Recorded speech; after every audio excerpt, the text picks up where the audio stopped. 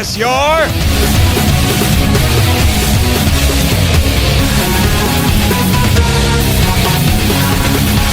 Henshin power.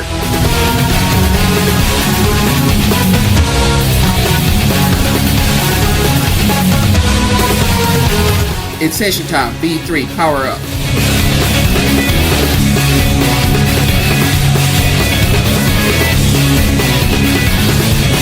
Today we're discussing Kamen Rider V3 episodes 28 through 36.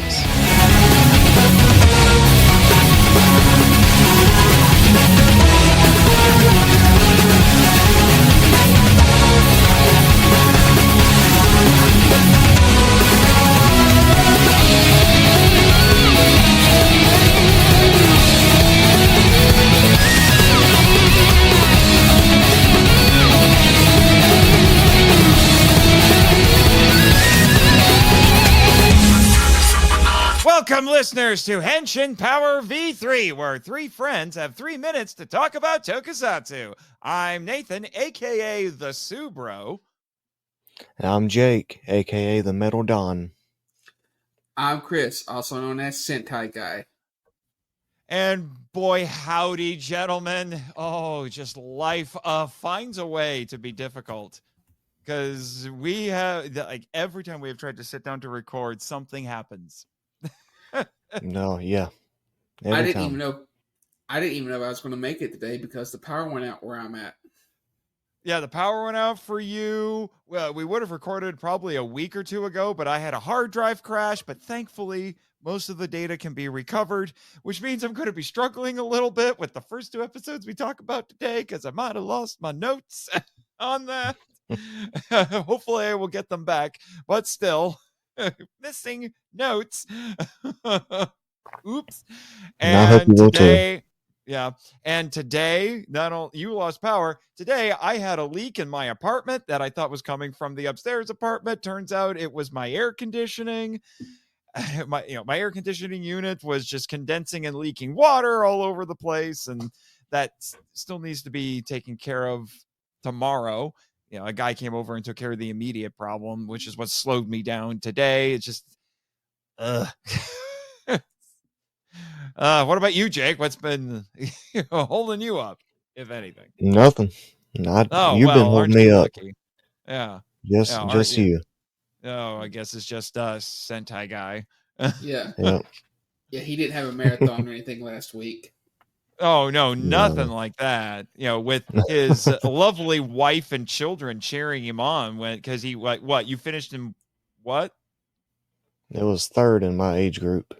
Yeah, and what were you overall? 61st, I think. Yeah, still top 100. That there's probably a lot of people there, I'm guessing, because marathons are usually pretty big. Yeah, there was. Yeah, so look at you. We'll call you Kamen Runner from now on. Yeah. I'll take it. Apologies to Tommy Trembath. That's Tommy's username on Discord. But anyway. We're actually adding a little bit of an occasional segment, I think, on here. I'm calling it news and housekeeping, because we have some listener feedback, guys. We got our first listener feedback. Heck yeah. Woo-hoo! Yeah, from Edwin Gonzalez, who I don't know about you guys, but he's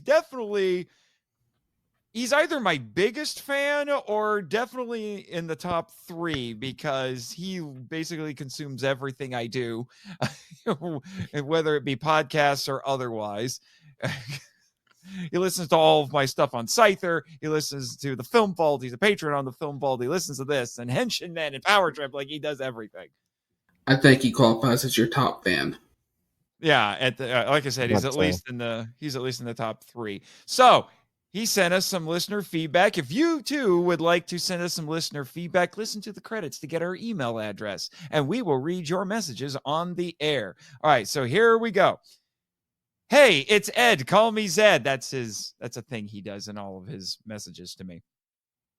I've already sent Nate, ellipses, a lot of feedback, a lot of cringe and just conversation. That is true. But I want to say to Chris and Jake, I've enjoyed their guest appearances from Henshin Men, seeing the good and the bad, being hilarious and honest, unapologetically rant mastering or joking. Hopefully the next Kamen Rider movie / reboot you witness will make everyone happy. Don't hold your breath. Stop it, Sentai Guy. There's good Kamen Rider in the world, I swear. He's going to make me watch it. If not Whiskey and... He'll make me watch Shin Kamen Rider next. Which one? I didn't catch it. Shin Kamen Rider. Shin Kamen Rider. Oh, well, Shin Kamen Rider, I have my qualms with it, but it's not awful.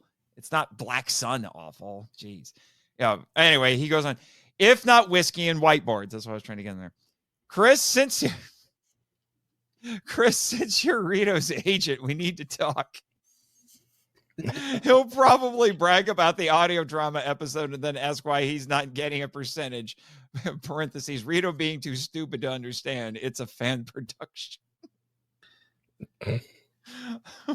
But I love the new format, the challenges and opportunities it opens up. When the first rant master for the show is out, there needs to be a toast. Well, we've had a few. We did not have a toast, unfortunately. I'm sorry, Edwin. For special episodes or a one-off, I'm just going to throw out their Ben 10. Let me know, and I'll pick out episodes for any version of the show, except the reboot. I'd rather have Tengas peck out my eyes. For what I know very little about Ben 10, I had definitely aged out of Ben 10, but what I do know of it, it definitely qualifies as Henshin, and it's full of tokusatsu references. Yeah. I've seen some episodes from the original series. I enjoy the concept quite a bit, but I really don't. It's one I'd be willing to watch. And as far as Rito goes, he is off-world doing some maid work for somebody because they saw Zio. So it may be a while before you hear from Rito. But probably not as long as you might think. Much to the chagrin of my former co-host. Although I can't even say former. Here's some hot off the press news. There's going to be a Power Trip reunion. Michael and I are getting back together for one episode. Now it's under unfortunate circumstances because Ranger Nation found something on Tubi that probably shouldn't have been found. I still need to watch it. You should, just to prepare yourself for that episode. And I've talked with Michael. It will be getting the full Power Trip treatment. It probably doesn't deserve it, but it's getting the full treatment. Anyway. Still better than Cosmic if you Fury. That's debatable. Anyway, if you ever cover Henshin comics, either of the TMNT / Ranger crossovers, Beyond the Grid, I'm a Heckle fan, fight me, Cosmic Fury was already a great pick-me-up and good show I watched in a terrible weekend. He made it better for me. You might have a fight with Sentai Guy on your hands here. Rogue Sun, S-U-N, by the way. I love the comic, but if you need to rant master, I completely understand. The main characters like Flash Thompson and an ass, and a lot of people are a-holes. I'm just hoping Kamen Rider Geet ends up on the poll in the future, or Sentica, which is another Kamen Rider thing that he's been giving me periodic reports about that. The episodes have been getting posted on YouTube by Toei, and I think he said that they do have subtitles, and to everyone's shock, they haven't taken them down. Okay. So it would qualify if it's legally available. It qualifies, and Geets, I'm sure, will come up because it just got a very controversially expensive release from Chef Factory. That was going to be my second pick. So that was your backup, was Geets? Yep. That would have been a good pick. I just need to scrounge up the money to buy it. Right. Yeah, I still need to catch up on most of the Shout Factory Kamen Rider releases, because I only have one of them, which is Ryuki. Is it? No, it's not, no, not Ryuki. Kuga. I bought Kuga. I think I've got everything. Shouts got out, discotheque. So, and Mill that's Creek for the Ultraman. Yes. Well, I was about to say that's a great transition to the next item of business, unless you guys have more comments on Edwin's email. No, thanks, Edwin. That was great. I was just going to say that I do agree that Heckle was one of the highlights, very few, of Cosmic Fury. So, yeah, yes, for sure. So, Edwin, feel free to send us some more feedback, whether it's about this episode or future episode or when we wrap up V3 in a couple of weeks. I'd love to, hear what you thought of our assessment of the entire series, because as much as Edwin, he's getting into kaiju and he's discovering Ultraman and, and he loves tokusatsu and all that, I know his main jam is Kamen Rider. He has made that abundantly clear to me. So, so I'll be curious to hear what he thinks of our final assessment of V3. But anyway, let's move on to, some news items, because good grief, we do some batch recordings and then a bunch of crazy stuff happens. Jake and I went to G-Fest. We had a good time, got to meet in person for the first time. And then a few weeks later, during Gen Con, I was at another convention. I'm getting bombarded with news from people about new releases, and Comic-Con happened, and then a bunch of stuff got announced and stuff got released. And it's just like, okay, we're going to try to go over that a little bit briefly here. So we here at HPV3 love physical media. So we love physical media news, and boy, howdy, Discotheque is spoiling us. They are. Discotheque is going to single-handedly keep our show going forever. To quote Deadpool, we're going to be podcasting till we're 90. So, in one weekend, it was one live stream. In one live stream, they announced new Blu-ray releases for Kamen Rider V3. So, take that, secondary market, with your $1,100 Generation Kakaida DVD set, which started dropping drastically immediately upon that announcement. I know, I love it. Like, dropped I think it dropped $900. Yeah, I saw one for $195. Yeah, which is still too much, but at least reasonable. Right. With it being out of print, a fair price is around $100 because it is a collector's item at this point. Yeah, because I should let everybody know. I have the Generation Kakaida set. No, neither one of you got it. No, but I do have. I know. I keep forgetting. I'm awful because I brag about that. But the episodes are remastered for Blu-ray, but the special features are completely different, which means I'm double dipping because that's the kind of nerd that I am. I try to avoid double dipping with my physical media, but sometimes it can't be helped. There's nothing wrong with special features. Exactly. And special features make it worth it. I was going to say, it's the scholar in me. I can't.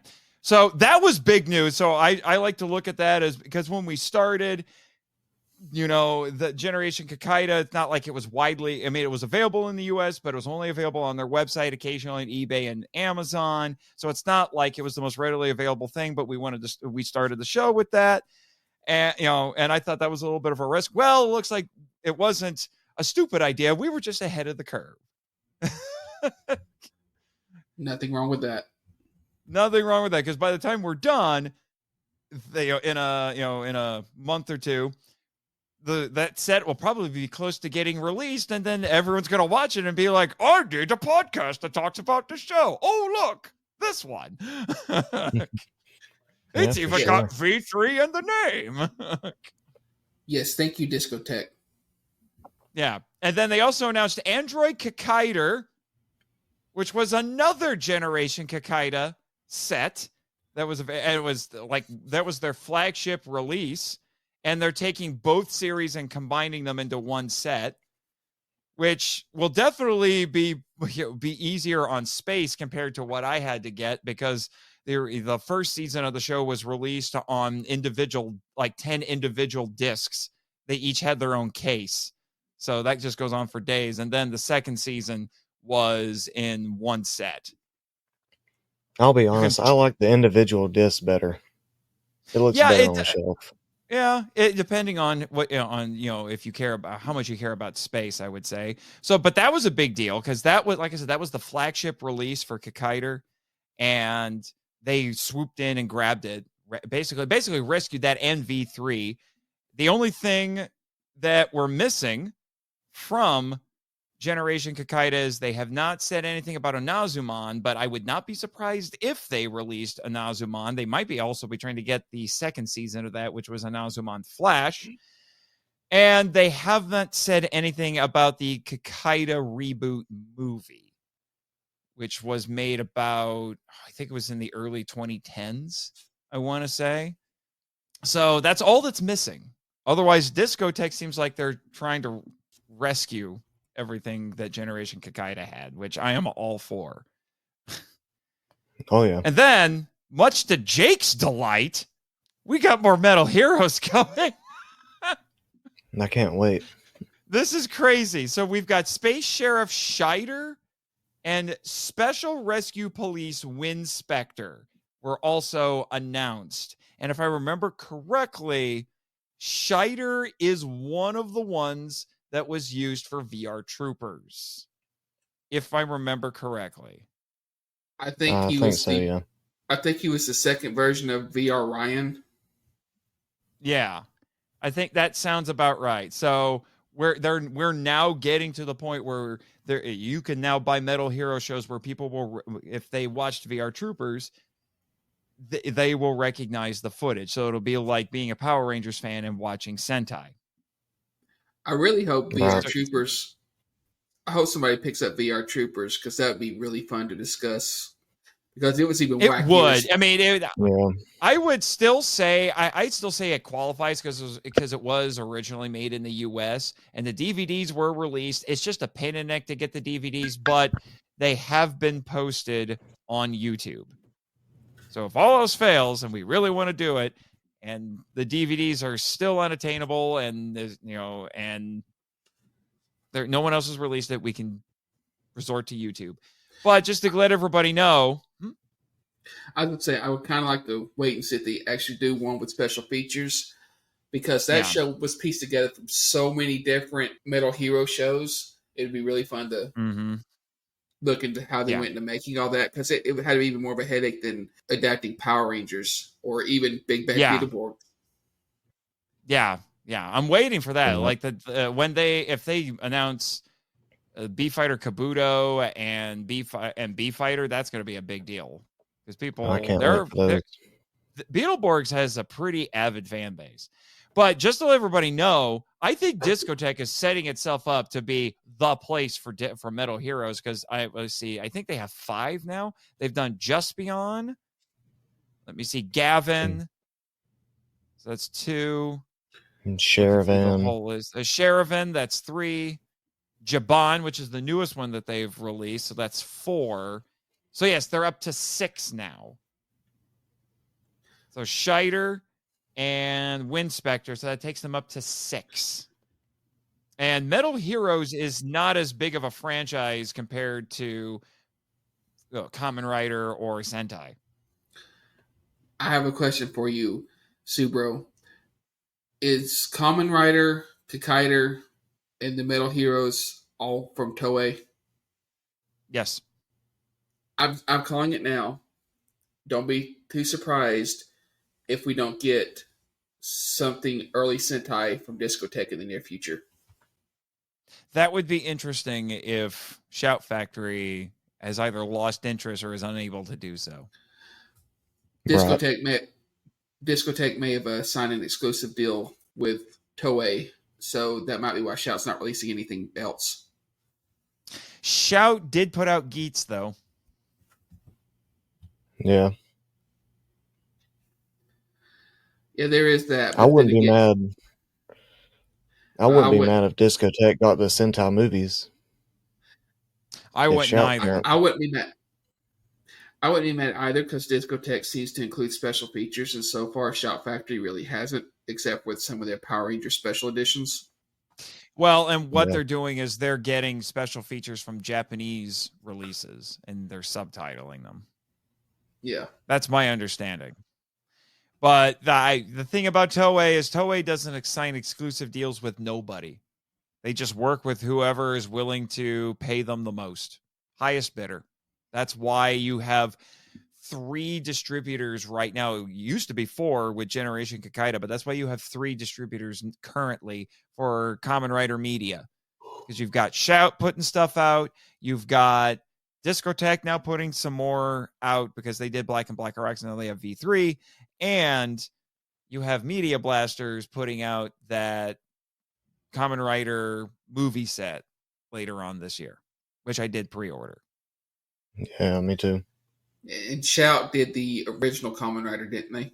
Yeah, but apparently they only have the distribution rights, but there are rumors still circulate that they're going to put it out on physical at some point. I'm surprised they haven't already, especially now that V3 is getting honestly a wider new release thanks to Discotek. There's no excuse to not put the original show out on physical now. Yeah, absolutely not. Yeah. And then in Ultraman physical media news, what? The only drawback I could see to them putting the original Kamen Rider out on physical media is it's so long that's a lot of discs. Yeah, potentially. They might have to do 2 sets, possibly. Or just one great big one that will cost like $150 or something. I don't know, depending on what Toei wants to charge them, because they charge through the nose. But on the complete opposite side of the spectrum, when it comes to that, Mill Creek has confirmed we're getting a second wave of Ultraman releases. And they just put out their first one just a few weeks ago. Ultraman Taiga, the complete series and the movie. Here's the funny thing. They released it around the same time as Comic-Con. There was a Comic-Con exclusive slipcover. Well, funny thing, some of those so-called exclusive slipcovers made it into actual orders. I got one. And so did I. Well, probably because we pre-ordered, I would guess. I don't know if they slipped in there or if they decided to be nice to the people who pre-ordered and let them have some too. But it was supposed to be, an exclusive cover. It's basically like a lithograph. It looks a little bit fancier. Looks pretty cool. Yeah. So we got the first of the new wave of Ultraman releases, and the next one, which they announced at Comic-Con, and this is exciting. Actually, no, there's another one we need to talk about. This was at G-Fest. I don't think we've talked about this yet. Not on this show. No, we haven't. And it's relevant because I got to see a little bit of it. It was announced right before G-Fest that Ultraman The Adventure Begins, the 1987 animated movie made by Hanna-Barbera, so it's an American production, would be screened at G-Fest as part of their film festival. And I found out when I was at G-Fest, actually, you were with me, Jake. We talked with Jeff Gomez from Ultraman Connection about this. Yeah, we did. Yep. And he said that the audio had been redone, all the dialogue with the actors that they've been using to dub the new Ultraman shows. And I think, and this is all relevant because this was only ever released in the United States on VHS, I think in the late 80s, early 90s. Then it faded into obscurity, never got re-released. I have been told for a while that there's a Gordian knot of rights issues involved with this thing, especially with the Hanna-Barbera library being bought by Warner Brothers, and who knows if they own everything or whatever with that. And, I should say, but it was released on Blu-ray in Japan a few years ago. And I was actually eyeballing the Japanese Blu-ray because I'm covering this movie on a future episode of the Monster Island Film Vault. And then I found out that Mill Creek is releasing it next year, and they are redoing the dialogue with new actors. I'm guessing it's because of the Gordian knot of rights issues. It might be a royalties thing too, because one of the stars of the movie, I wish I could remember her name. I can't offhand. We talked about this last night on the Cellcast. It's the actress who voiced Catwoman on Batman the Animated Series. She's one of the Ultras in this. Was that Adrienne Barbeau? Yeah. Adrienne Barbeau. So she's one of the Ultras in this, so it could be they have to pay royalties or whatever. But they screened the new dub. I got to see about 30 minutes of it because I had to rush out to go be on a panel. But it was interesting to watch. I had seen it before in the original version because someone was kind enough to rip the Japanese Blu-ray and put it on YouTube, and it looks gorgeous. And the nice thing about it is that Japanese Blu-rays are the same region as America, so you can import Blu-rays from Japan and they'll play fine. And this was in English originally, so you can still understand it. Not a problem, So I'm curious to see. I'm waiting to hear from Jeff if Mill Creek will be able to release the original, the English audio. Because if not, I'm investing in the Japanese Blu-ray because I do want the original audio. Funny enough, there was a vendor, it was Seismic Toys. They had the Japanese Blu-ray there at their table. No one was really touching it for the first day and a half of the convention. And then once someone found out that it was being redone, the dialogue was being redubbed, he immediately came up there and bought it off of him. So that was another big one. That's a big one. No one thought for a long time that there was any way that was ever going to get released, and it's getting released. Might have new dialogue, but you're still a new dub, but it's being released, and that's exciting. And then the other thing we found out, this was another one, and this makes all three of us happy because it's got a boy in it, at least in the dub version. But Ultraman Blazar is getting released by Mill Creek on Blu-ray, and it will include the movie, which is making its North American debut, at least on physical, through this set. It was screened at Comic-Con. Yep. So, and I say it's got a boy in it because Johnny Young Bosch was part of the dub. In fact, he was the dub for the star of the show who becomes the Ultraman, which means this guy has now done the trifecta. He's been a Power Ranger / a Sentai Ranger because he was Adam Park in Power Rangers. He was the voice of a Kamen Rider in a Kamen Rider video game. And he was the dub voice for an Ultra host. He did the trifecta. He did the hat trick. And he has been in a team up with Kamen Rider Black RX. Oh, yes. Yes, on Power Rangers. Yeah. Mm-hmm. Yeah. Which is the best part of Masked Rider. Like I said, they promised me one thing with that team up, and it gave me something very different when that show came out. Yeah. Yeah. So the only thing I'm worried about with Blazar is the only place I've seen to pre-order it is Amazon. Normally not Discotech. Well, Discotech works through Crunchyroll because they bought out Right Stuff Anime. Mill Creek works through Deep Discount. I haven't seen it show up for Deep Discount. I'm also concerned because it looks like we're going to have to actually pay full price for Blazar because it's still sitting at $60 and that price hasn't moved. When normally you can get a Mill Creek Ultraman set for day one for about 25 to 30. Right. If it's including the subbed and the dub, though, it's worth it. It is.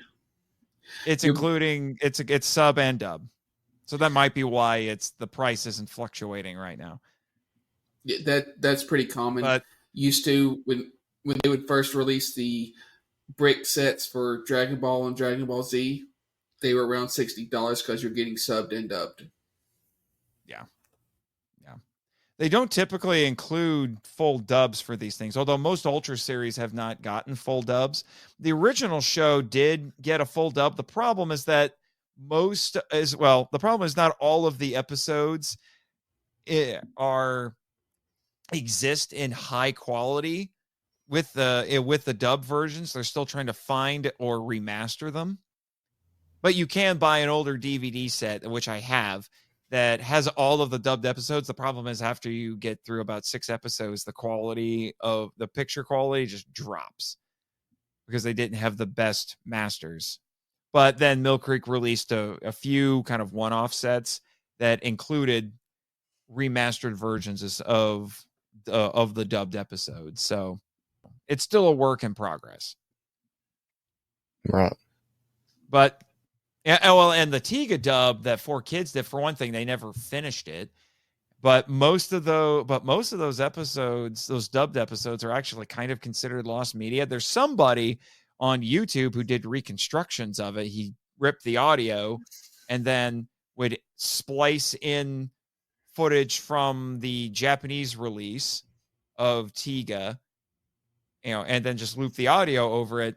And that that's what he had to do. That's what he had to do, because anytime there's American-made footage, like for the transformation sequence, the video quality goes from DVD sort of Blu-ray quality down to recorded off TV on VHS for a couple of seconds, and then goes back up to normal. So, because I watched a few of them just to amuse myself, because I did watch the dub version for a little while. So Tiga's kind of my first Ultraman, but the 4Kids dub, man. Oh, they edited things that I'm surprised. Well, they edited things that I expected them to edit. They also left in things that surprised me. Like there was an actual bleeding alien, and they actually left it in one episode. If I'm not mistaken, 4Kids also did an infamous dub of Sailor Moon. Everything? No, that wasn't 4Kids. 4Kids didn't dub Sailor Moon. It was Deke. Okay, Deke. Sorry. Well, that one for the longest time, that was the only one I'd seen when it first came out, and for the longest time, I did not know Sailor Moon's real name. You didn't know it was Usagi? No, I thought they called her Serena, I believe. Serena, yeah. She had a couple of different names. There were, I think, two different studios that originally dubbed Sailor Moon. One was Deke, and then there was another one, Cloverleaf or something like that. They did like seasons 3 and 4, and then season 5 never got dubbed because they lost the license. People thought it was because they were like, we can't censor this enough to air it on TV, but on American TV, no, it's because they lost the license. And then Viz dubbed the whole thing. Yeah, that's when she went back to being Usagi. Yeah. Well, no, I think the Clover version made her use the name Usagi, if I remember correctly. I don't remember. It's still better than like some of the foreign dubs where they use the literal translation of her name, which is Bunny. Her name in some of those foreign dubs is literally Bunny. Like they just call her Bunny. Oh, that amuses me. You're welcome, Bex. And then one last quick item to bring up, because it's relevant to our audience, is at Comic-Con it was revealed, much to our relief, I think, but Boom Studios has renewed their Power Rangers license. So they will still be publishing Power Ranger comics. We thought they were ending it with this big event that they're doing, but no, they've renewed the license and they will be continuing. I think they're going to still end everything that they've been doing up to this point, and then they'll probably do a kind of a, not necessarily reboot, but a relaunch and with something a little bit different. Yeah, probably a soft reboot of some kind. And we also got some details at Comic-Con about the new Playmates and McFarlane Toys, the Power Ranger toy lines.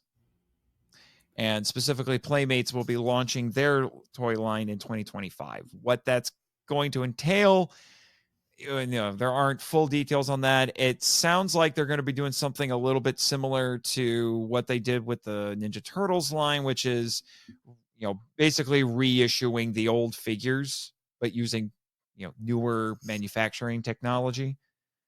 So they'll probably be, just a little bit spiffier compared to the original versions. Maybe we'll get some more 8-inch figures. Yeah. What I'm really looking forward to is seeing what McFarlane Toys does, because the Page Punches line, which is what this is supposed to come with, they have like the small ones, and then they also have like 6 to like full-size figures that are highly detailed, and I'm hoping we get the bigger ones. I just want something to replace the light. I think they even come with comics. Yeah, that makes sense. I've seen some of those. I just want something to replace the Lightning collection. I was a big fan of the Lightning collection, and now it's dead. I just want full teams. Yeah, it would be nice to have full teams with the Lightning collection. I would like to have full teams, and I would like them to not get so far to start reissuing the Mighty Morphin Power Ranger ones, because while I like those, there are other Ranger teams out there, and they deserve their time in the spotlight. Yeah, for sure. Yeah. But, what I get for, becoming a fan of the Lightning collection while doing the Power Trip, and then, this happens. But anyway, we're not a Toku News podcast. We need to get into our episode discussions on Kamen Rider V3, gentlemen. All right, so first I'm going to give everybody a little bit of background. Again, the Generation Kakaida DVDs have been invaluable for me as a researcher on these things. So we're covering episodes 28 to 36 today, and some new cast members that need to be mentioned for this stretch of episodes. We have Eiji Go as Baron Fang, one of our new commandants. And I'm using that name. I saw a couple of other names for him. There was even inconsistency with the name on the Generation Kakaida DVD, but this is the one that I saw most often in the subtitles. And then we also, and this guy didn't last long, and I take that however you want, but Yukio Fujino as Archbishop Wing, who was another commandant that we had in this stretch of episodes. And if you thought Shocker had bad retention, bad turnover, good Lord. And then a few other voice actors who play Shocker kaijin, actually, in one of the episodes we're going to talk about today. You had Shoji Nishizaki, Eken Mine, Ritsuo Sawa, and Mahito Tsujimura. I'm doing that. I'm giving them shout outs because voice actors need more love. And then we did have another regular cast member for a handful of episodes, but, he didn't stick around. But Ken Kawashima as Ken Satsuma, who, was also called Destron Hunter number 5. Unfortunately, he inexplicably vanishes after episode 36. I feel like he was the filmmaker's attempt to make another Taki.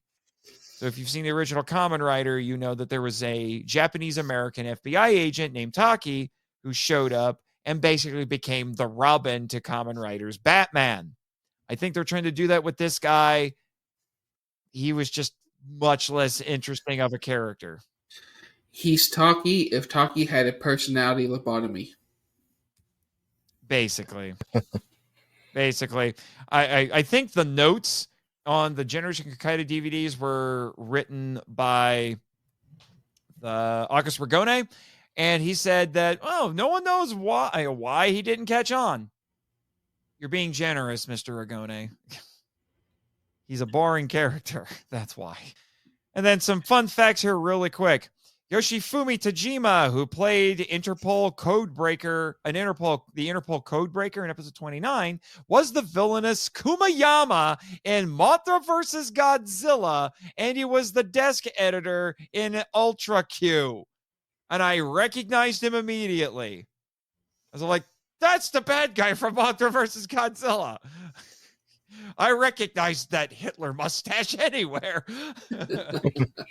And we had just seen the movie again, actually, at G-Fest, because it played at G-Fest. on the big screen at the Pickwick. Quit rubbing it in. Yeah. Oh, it was fun. Rub. Anyway. And then Matsuburo Nimwa, General Black, one of the past Shocker generals. He was also Captain Spider and Giant Robo, or Johnny Sacco and his flying robot to us Americans. And here's something kind of funny. This was just a funny little story that I picked up. When General Black died at the end of the original Kamen Rider, the neighborhood kids where Mr. Nimwa lived brought him flowers. That's sweet. I thought that was cute. Yeah. Unless Tetsuya he was dead. That would be awful. From what I read, he was a wonderful gentleman. How dare you? Well, the kids, he was just a bad guy. They were hoping he might have been. But I guess they must have been happy when he came back for a couple episodes of V3. All right, Tetsuya Nakayashiki, the main V3 suit actor, has a cameo as a reporter / Quite Beetle's disguise in episode 28 and in episode 30 as Destron Hunter number 6. Hiroshi Fujioka, who played Onodera in Submersion of Japan, and Takehiro Kumaso and Yamato Takeru, or Orochi the Eight-Headed Dragon. And if nobody out there, well, if you haven't seen Submersion of Japan, you should. It's a seminal film in the history of Japanese cinema. Criterion, please give it an official release. It deserves it. Emiko Sugawara, the werewolf girl from episode 33, is married to Naoya Makoto, the Red Go Ranger. Takeshi Sasaki was in the house. That's the guy who played Kamen Rider 2. Hayato. I found out that he was in a house fire in the 1980s, and while getting everyone out, so he was a big dang hero even in real life, he was burned on 60% of his body. Disfigured, he spent years getting surgeries to repair his face, taking odd jobs. Mired in depression, a former co-star brought him out of it, and he started acting again on stage in the early 2000s. That's cool. I did not know that. Rumor has it that Baron Fang was supposed to have blue skin. Don't know if that would have made him better or not. The writers considered having other subgroups within Destron, such as the Gill tribe and Mollusk tribe. That gimmick got old quick. I'm glad they did not. Yeah. Hiroshi Takikawa, who was the director of the Atomic Research Center in episode 36, starred as the doomed mystery writer in Matango. And if you haven't seen Matango, you should see Matango. And I hope we don't get a random phone call from a certain scientist. I don't know if he listens to this show. But let's not tempt him like Beetlejuice by saying his name too often. All right. Time to jump into our first episode for today. Episode 28, The Five Commandants All-Out Attack. Or in Japanese, Go Daikanbu no Soko Geki. It's one of my favorite Japanese words to say. Soko Geki. All-out attack. I love it. This aired on August 25th, 1973. It was written by Masaru Igami and directed by Minoru Yamada. Who wants to take the plot synopsis? Go ahead, Nate. Yeah, all right. You go, TsuBro. All right. Trapped by the five commandants, Shiro Kazami falls into an unbreakable cell. Tobei Tachibana, in a bid to rescue Shiro, poses as a scientist who has developed an antidote to the nerve gas and is abducted. Meanwhile, Shiro turns the table on Ambassador Hell and takes him hostage in order to escape, but he must infiltrate the outpost once more to rescue Tachibana and Junko. Can V3 save Japan as well as his friends from certain death? By the way, quick shout out. Thank you once again to Generation Kakaida for these wonderful episode synopses. Henshin. Okay, you're going to have to help me here because I lost my notes on this one.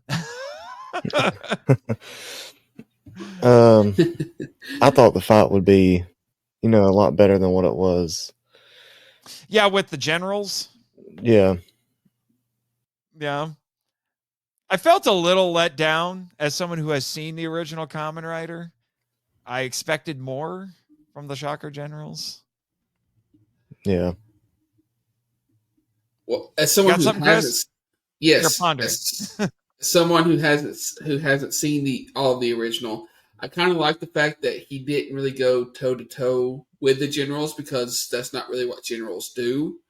He just turned their plans on them and blew them up. Out of the 5 Shocker generals and the Destron Commandant, only the Destron Commandant survived, which I thought kind of helped elevate Destron above Shocker even more. It's like the most powerful members of Shocker could survive this, but he did.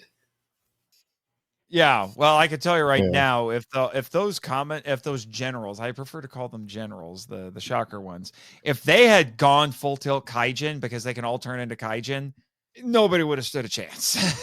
They would have eaten V3, probably literally, because Colonel Zoll is a werewolf. They should have been. It would have been cooler. Yeah, I was a little disappointed. They might have been a budget thing. They probably didn't have the suits anymore. Because the suits that they're using for these returning Shocker kaijin are ones from the latter part of the series. From like the last 20, maybe 25 episodes. So I guess I can understand. Yeah. That, and they weren't having the original 2 Kamen Riders show up in this, and it looked like they were in a bit of a time crunch, so it made sense for them not to transform. Yeah, I actually, to be honest, I think it would have been really exciting if we had Hayato and Hongo come back to help fight the general, the Shocker generals. That would have made it even more epic, but maybe that was just a little too much for the show. Right. But I think I feel like the emphasis was on them actually being successful because they killed half of Tokyo. Yeah, which never gets brought up again. It doesn't. That's might be a rant master later. Oh no! Continuity. Thy name is not Kamen Rider V3. Consistent writing. Thy name is not Kamen Rider V3. Hey! I've gone on record as saying the scripting in this is better than the original,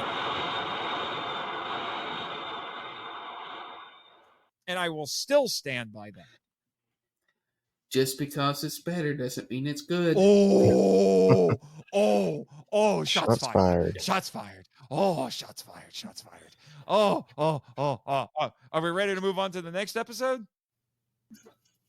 Sure. Okay, once again, I lost my notes. Anyway, episode 29, Doktor G's final challenge, or in Japanese, Doktor G Saigo no Chosen.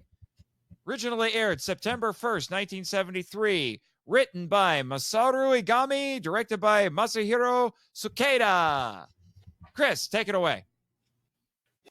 Held responsible for the death of the Shocker Commandants, Dr. Ge creates Camera Mosquito, who steals people's faces in a last-ditch effort to take control of Japan. Meanwhile, Destron hunter Ken Sakuma steals microfilm containing Destron secrets and becomes the target of Camera Mosquito. Shiro Kazami saves Satsuma and takes the microfilm to Professor Tadakuro for decoding, but Camera Mosquito has already stolen his face. Can V3 prevail? Henshin. Well, can he? Mr. Chris, who was supposed to lead in our conversation after I hit the button because we made that executive decision. Whoever reads the synopsis starts the discussion. Whoops. Yes, he can because we have a lot of episodes left, so he obviously does. So I will admit, Camera Mosquito is kind of horrifying. You would think it would be cheesy, but the idea of stealing someone's face, when you stop and think about it, you are technically condemning them to suffocation. Yeah. Face-stealing kaijin or monsters are always among my favorite in tokusatsu. because it's just a horrifying thought. Somebody stealing your face and they're going around being you while you should be suffocating, but for some reason you never do. Yeah, is anyone here besides me seen the Star Trek original series episode Charlie X where something like that happened? I have not. A long that was ago. about a teenage boy who basically achieves god powers, and he makes a crew member's face disappear, and you actually see the actor playing this crew member walks around a corner in a corridor, and the face is completely blank, and it's kind of horrifying. I still don't know what happened to that crew member. I'm assuming she died of suffocation. But anyway, Camera Mosquito, which I do think might have been a reused costume because it looked a little bit like TV Fly. A little bit. It did a bit. It did a bit. But I love the costume. I thought it was appropriately horrifying for what he did. Yeah, again, it's it seems like a silly gimmick, but it works. What else happened in this episode? Well, we were introduced to our Destron hunter, who we tried to make a sidekick for a handful of episodes, but I'm sorry, he's not Taki. No, he's just there. The actor did a fine job. He was convincing in the role. It's just they didn't write anything for him to really latch onto, or for the fans to latch onto. He's the worst Robin in the Yeah, I really like the idea of the Destron hunters. Yeah, that was in keeping with the end of the original show, because they had they introduced the Anti-Shocker Alliance. And obviously, you had the FBI trying to investigate Shocker and shut them down. That's where Taki comes in. Right. And I love seeing the Destron hunters actually blow up a Destron facility, so it shows they're not useless. Yes, for sure. We're not just dependent on the superhero. As I was saying, we're not just dependent on the superhero. He has non-superhero friends who can help out. I like it when we do that. That's why I love Commissioner Gordon in Batman, because Commissioner Gordon's a wonderful character, and he's not a superhero. And God help us if they try to make him. I'm sure DC's tried at some point. They tried turning him into a superhero. It would be stupid. Yeah. Any final thoughts, Metal Dawn? No, I don't have any. All right. Let's move on to episode 30, where I actually have surviving notes. All right, episode 30. Doktor G, the true form of evil is... ellipses. In Japanese, Doktor G, Akuma no Shotai wa? Originally aired September 8th, 1973. Written by Masaru Igame. Directed by Masahiro Sukada. Take it away, Jake. The Destron hunters discover that the microfilm gives the location of a manufacturing plant where Destron creates their mutants. While they succeed in sabotaging the plant, Dr. Gay arrives to exterminate them, except for Ken Sakuma, who is saved by V3. Dr. Gay implores the Great Leader to allow him to destroy V3 personally and transform into Crab Laser. Will this be the end of Destron or Kamen Rider V3? Henshin! So, I think the fight with Dr. Gay was one of the best that I've seen out of Dr. Gay's time being the leader. Well, he was more apt to get into fights compared to some of the other commandants. Yeah. That is true. Well, he's kind of the first commandant, but we've watched ahead, and he's a little more willing to get into a fight compared to the rest of them. But can someone please explain to me why he has a scorpion motif? I mean, we were cracking jokes about him being Scorpiona's daddy. And he's not a scorpion. He's a crab. Why is he a crab? He has a scorpion on his head.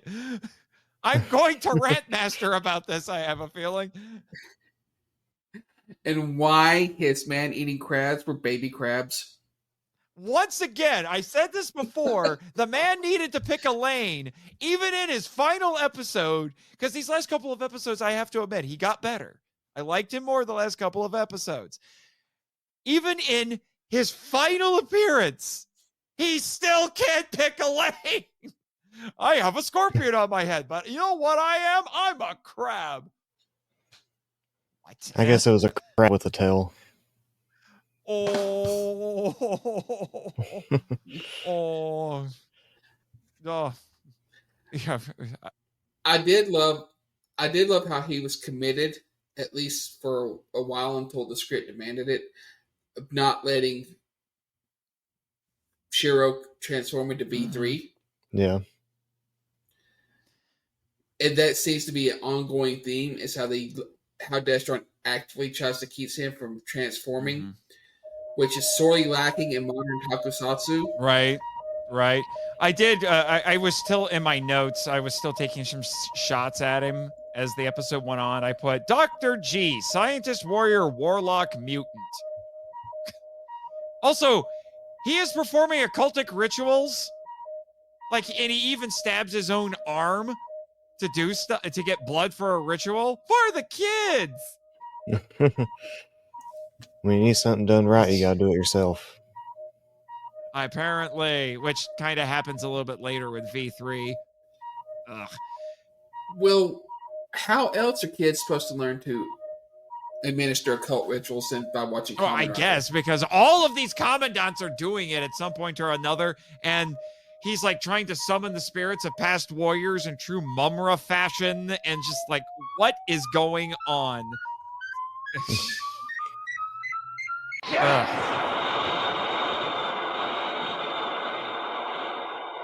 Also, I'd like to point out how the great leader actually bothers to come on to microphone and announce the end of the first story arc. I mean, offensive. Sorry. In case nobody knew. I thought that was quite courteous. Yeah. And now we're getting Shocker version 4. Is it Shocker version 4 or is it just Destron version 2? I don't know anymore. Because it was Shocker, then Gel Shocker, then Destron, and now we have Destron Part 2. I just... Same leader, just rebranding. Just because Enron rebranded doesn't mean they're not still evil. So yeah.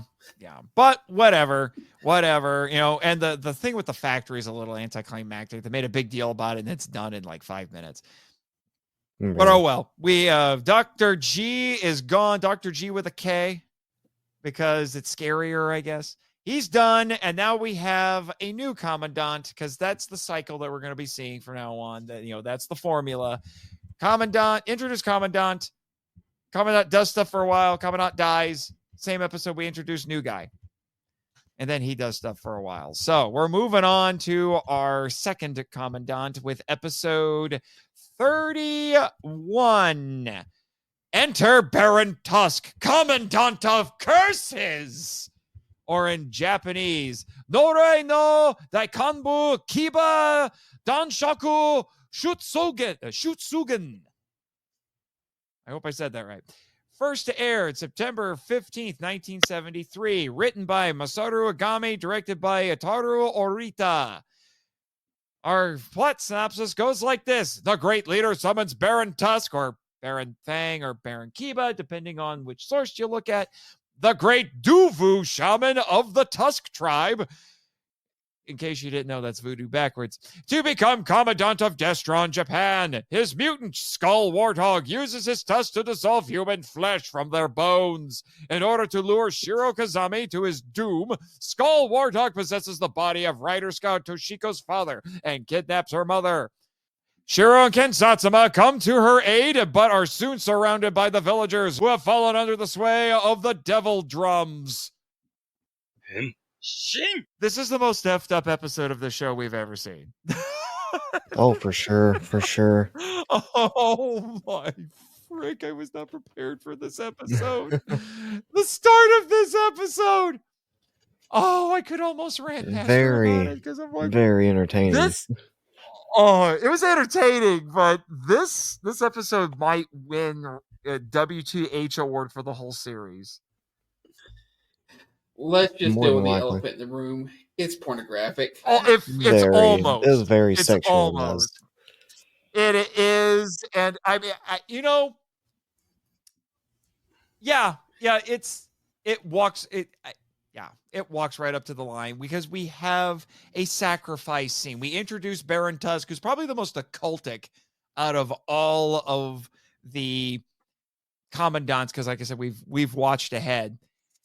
He brings this poor woman in. And she gets stabbed with a tusk by the kaijin. Her blouse gets ripped. Her blood comes down, and then he drinks her blood. She's bleeding all over the place, and she gets dissolved into a skeleton for the kids. I wish after they pour a thick, viscous white liquid all over her face. I was so shocked by this. I actually,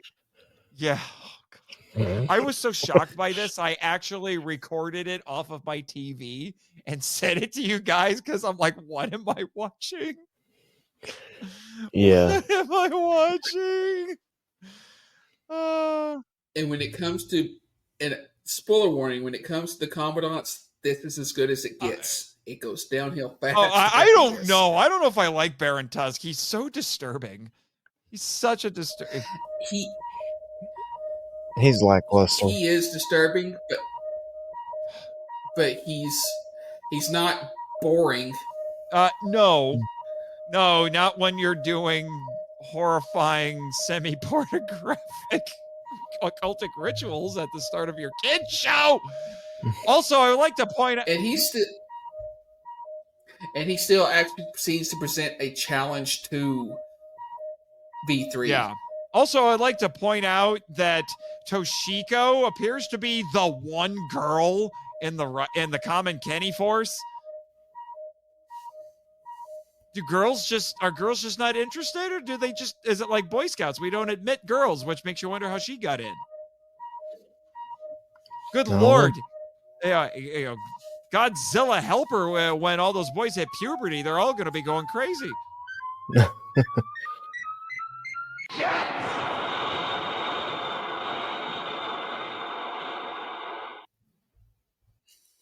Is it just me, or is Shigeru getting rapidly taller as this series goes along? Probably because he's at the age where puberty is taking effect. He's hitting his growth spurt. Because I remember him being like elbow level to his sister when the show started, and now he's almost taller than her. Like I said, I'm like, how long were they filming this? How long were they filming this show? Maybe he got bigger shoes, so he can look taller. Yeah. Yeah. And by the way, Skull Warthog is saying things that are very Mumra-like too.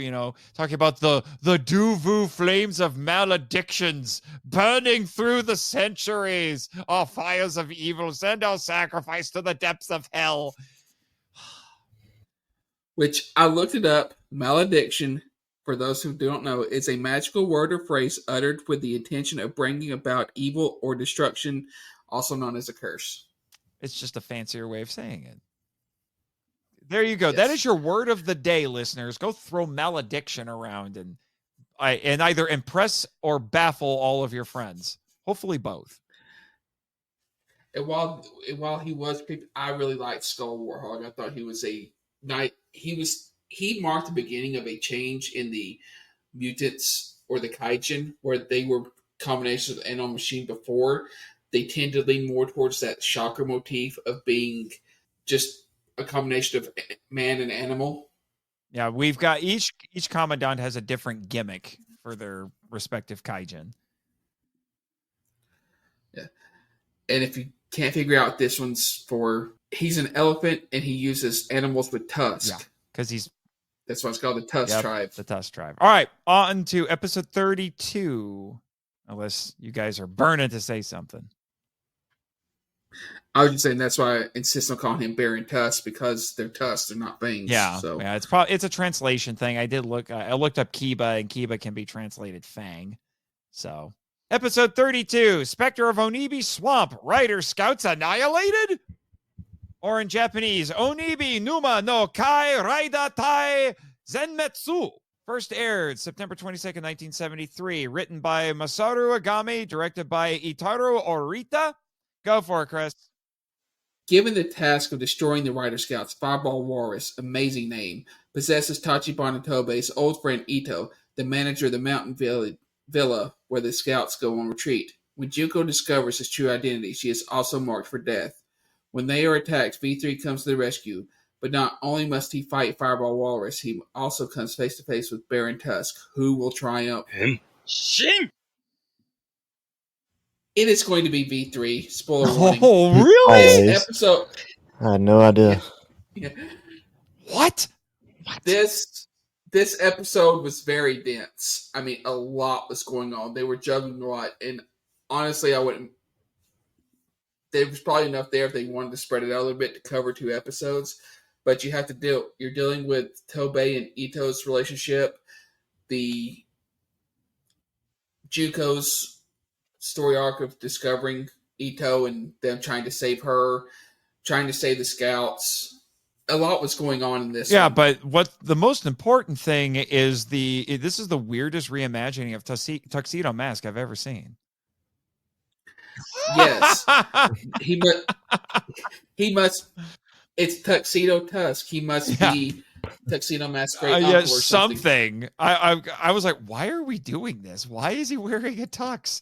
And this is the only episode where that happens. It's like they experimented with a different look and then just dropped it. But I don't even know why he had it in the first place. I must be a dapper villain. I'm going to no prize this. He had a date with Smilodon later. Ooh. Yeah. Foreshadowing. Ooh. Our date of evil. Yes. Evil. Yes, a date An of evil goddess, no less. Well, if you go date a goddess, she might as well be evil. Yeah, why not? I guess, But yeah, so I'm just looking over my notes that I had in here. It's the car is strange because luchas are driving it. I guess someone said, "Oh, that's a strange car." It's like, yeah, because there's guys in lucha masks in there. But Fireball Walrus, you apparently love Fireball Walrus, Chris. I like the name, and once again, there's space stealing involved in this episode. Yeah, the suit looked good. Yeah, well, just ignore the fact that he has the worst Hadoken ever because they're clearly floating on strings. That was going to. I love the idea of that, especially whenever they turned into Destron goons.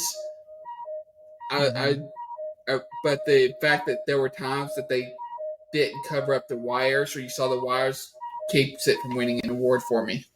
Yeah, I agree with you there. This was also an episode where I realized that Shiro loves laughing at his enemies, and it reminds me of Golden Bat, the Japanese superhero, because he does that a lot too. Also, regarding Fireball Walrus, I said he's the ugliest walrus I've ever seen.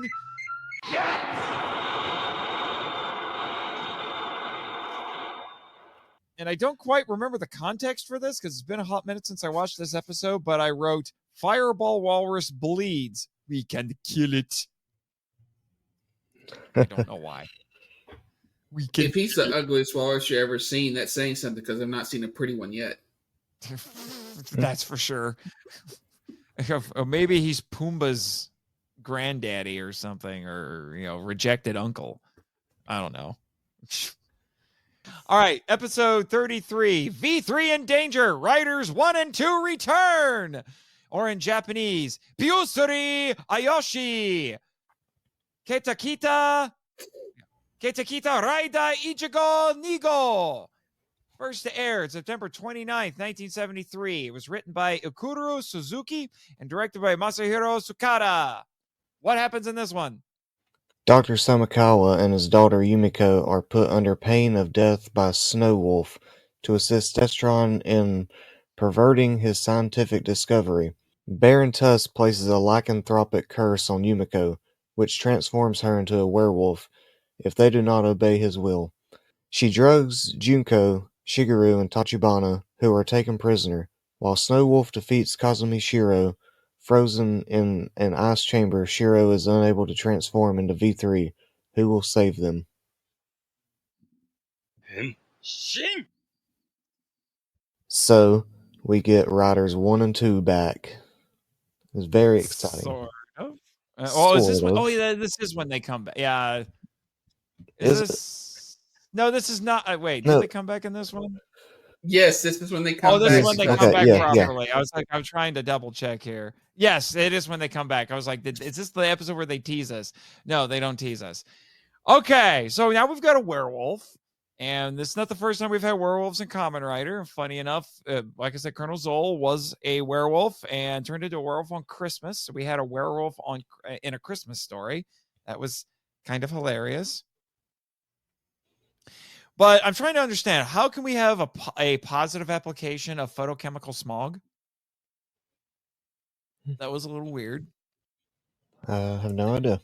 Here's the greater mystery.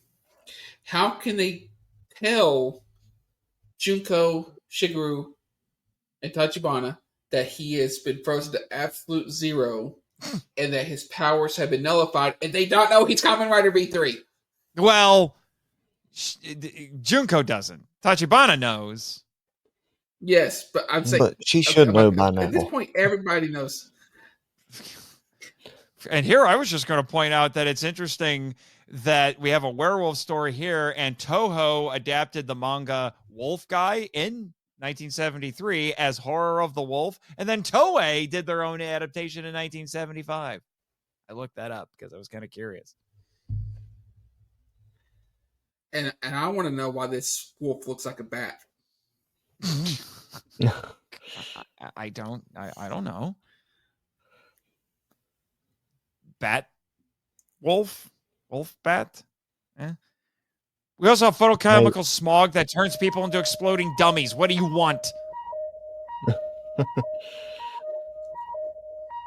Consistent writing. Yeah. Sure. But You know what doesn't need consistent writing? The epic entrance of the OG heroes. That's it. Good Lord, Takeshi Hongo is amazing. He is. I definitely like. I like both of them together. I love all three of them together.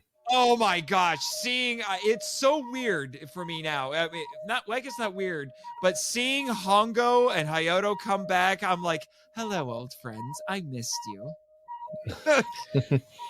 It's like, and I love seeing I'm a sucker. Once you establish the importance of a superhero character, when you bring them back and you give their return tremendous weight, I am invested.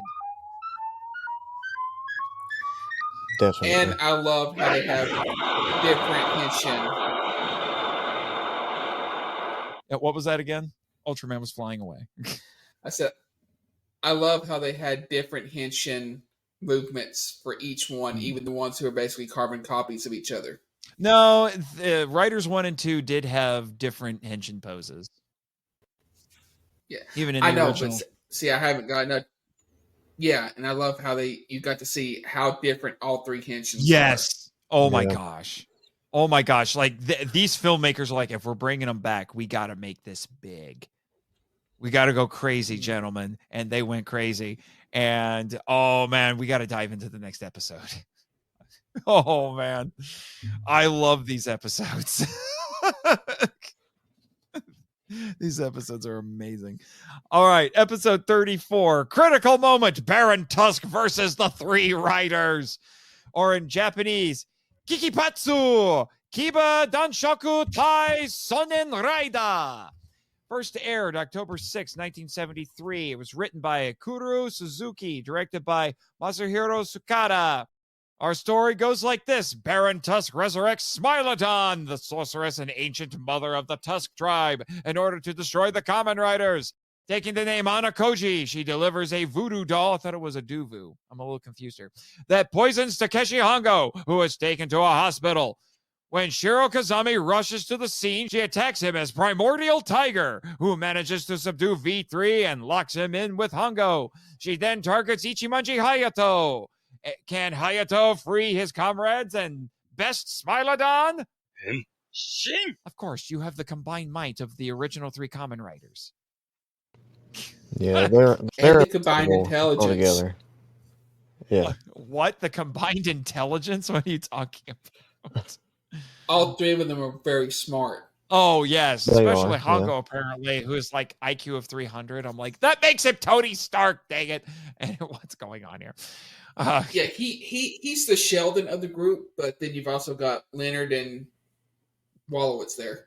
Well, really, we're making Big Bang Theory connections here. Oh my. Yes. Oh my. But then they are so cruel. They're so cruel in this episode because it looks like they blow up Hayato. Now he inexplicably survives, but they went out of their way to make it look like they blew him up. They always inexplicably survive. Yeah, but they always do. But can someone tell me why? I mean, you were talking about how Destron is better than Shocker, but there's one thing that didn't get better. The goons are still too stupid to be bothered to check the shackles that they put Shiro in. Come on. They should know that he's strong enough to break them unless they make him out of something that he can't break. Well, I'm fairly certain they picked the stupidest members of Destron to make goons. That's why they're goons. exactly. Which is why they should send somebody with intelligence with them. Yeah. But while we've still got some time, we should talk about our new villain / kaijin in this Smilodon. We kind of hinted at her before, but oh my. Yes. Oh my. Who is smoking hot? Until she turns into a is. tiger, and I swear she gender swaps. No, I think she gender swapped. Well, now we know where Trini gets it from. Oh! Oh my gosh. That only got a little bit weird. Well, it was a girl who then when she transformed into her saber-toothed tiger form, looks like a boy. Are you saying that this hot villainess is gender fluid? Well, We are No, going to get I'm just saying letters. you can't tell male and female Smilodons one from another. Nate. Oh, okay. Okay. But anyway, we do get some truly epic moments with the 3 writers at the end here. And let's just say this episode is going to dominate the awards for me this week. For sure. The 3 writers get their own theme when we get to the big final battle. And oh, it is so good.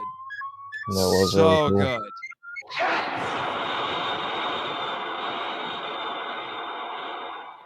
Yeah, this is probably going to go down as a couple of my favorite episodes of the show, if not my favorite episodes of the show, because Toei and the filmmakers on this, they knew how to superhero right with these episodes. They did. It was an epic team up, and I had a lot of fun. This is probably the high point of the season up until we get up to stuff we'll discuss in the next episode. Yes. Yeah. Yes. Because he does whatever our writer can. What were you saying, Jake? I said it seems like they saved a little bit of money in the budget for this episode. Oh, they did. Oh, they allocated money to this. Yeah. It was like, yeah, you're going crazy. You're going crazy. The only downside is that they don't come back for the rest of the show. Hongo and Hayato. They come back in some later Kamen Rider shows, but they don't come back again in this one. And this is the grand return after they supposedly blew themselves up after, and back in episode 2. And everyone inexplicably survives in this. I'm just saying. Well, they pretty much established that they're immortal cyborgs, that the only parts of them that's left that is human are actually their brains, which it's a horrifying thought if you think about it, because if their brains are organic, that means their brains are going to slowly deteriorate inside these metal bodies. Yeah, I think you're overthinking it, but that is part of that gets developed more in the original manga for Kamen Rider. So, and I overthink things. That's what I do. You should really just relax. Yeah. Yes. But overthinking is why you got the job, I'm sure. All right, episode 35, Baron Tusk final transformation. This isn't even my final form. I'm sorry, you knew it was coming. You're welcome, Sentai Guy. Actually, both of you like Dragon Ball, so you're both welcome. Thank you. Yes, thank you. Carl, if you ever do a Dragon Ball Z audio drama, I think I just auditioned for Frieza.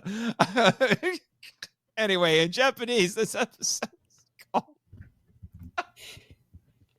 Get it together, Nate. All right. Anyway, Zen. All right. In Japanese, Kiba Danshaku Saigo no Henshin. Originally aired October 13th, 1973. It was written by Masaru Igami and was directed by Isaku Uchida. Take it away, Chris. A Destron fugitive calls Rider Scouts HQ to reveal a sinister plot, but the line goes dead. Discovering a locker key at the scene, Shiro Kazami is ambushed by bloodthirsty mammoth, but escapes. Shiro retrieves photographs of 3 members of parliament, whom Baron Tusk plans to brainwash in order to conquer Japan. Of course! So he disguises himself as one of the men and is taken to Destron's outpost. Can V3 stop Baron Tusk's diabolical plot? Henshin! To quote Nate, of course. Of course. I was like, I hit the button, and then the first thing I hear is a clink and drink. I'm not drunk enough for this podcast. Anyway. So I like how he disguised himself like he's in Mission Impossible. This is true. Okay. Yes, the magical aging wig. I mean, I already felt like the way this episode started, like this feels like the start of a part 2. What did I miss? Right. Also, I wrote in my notes that a dude bleeds shaving cream. And our mammoth sucks blood through his trunk. Okay, I have questions. Why would you suck blood through your nose? This seems rather inefficient. It works faster. Okay. And my first thought was, that's only one hell of a hickey.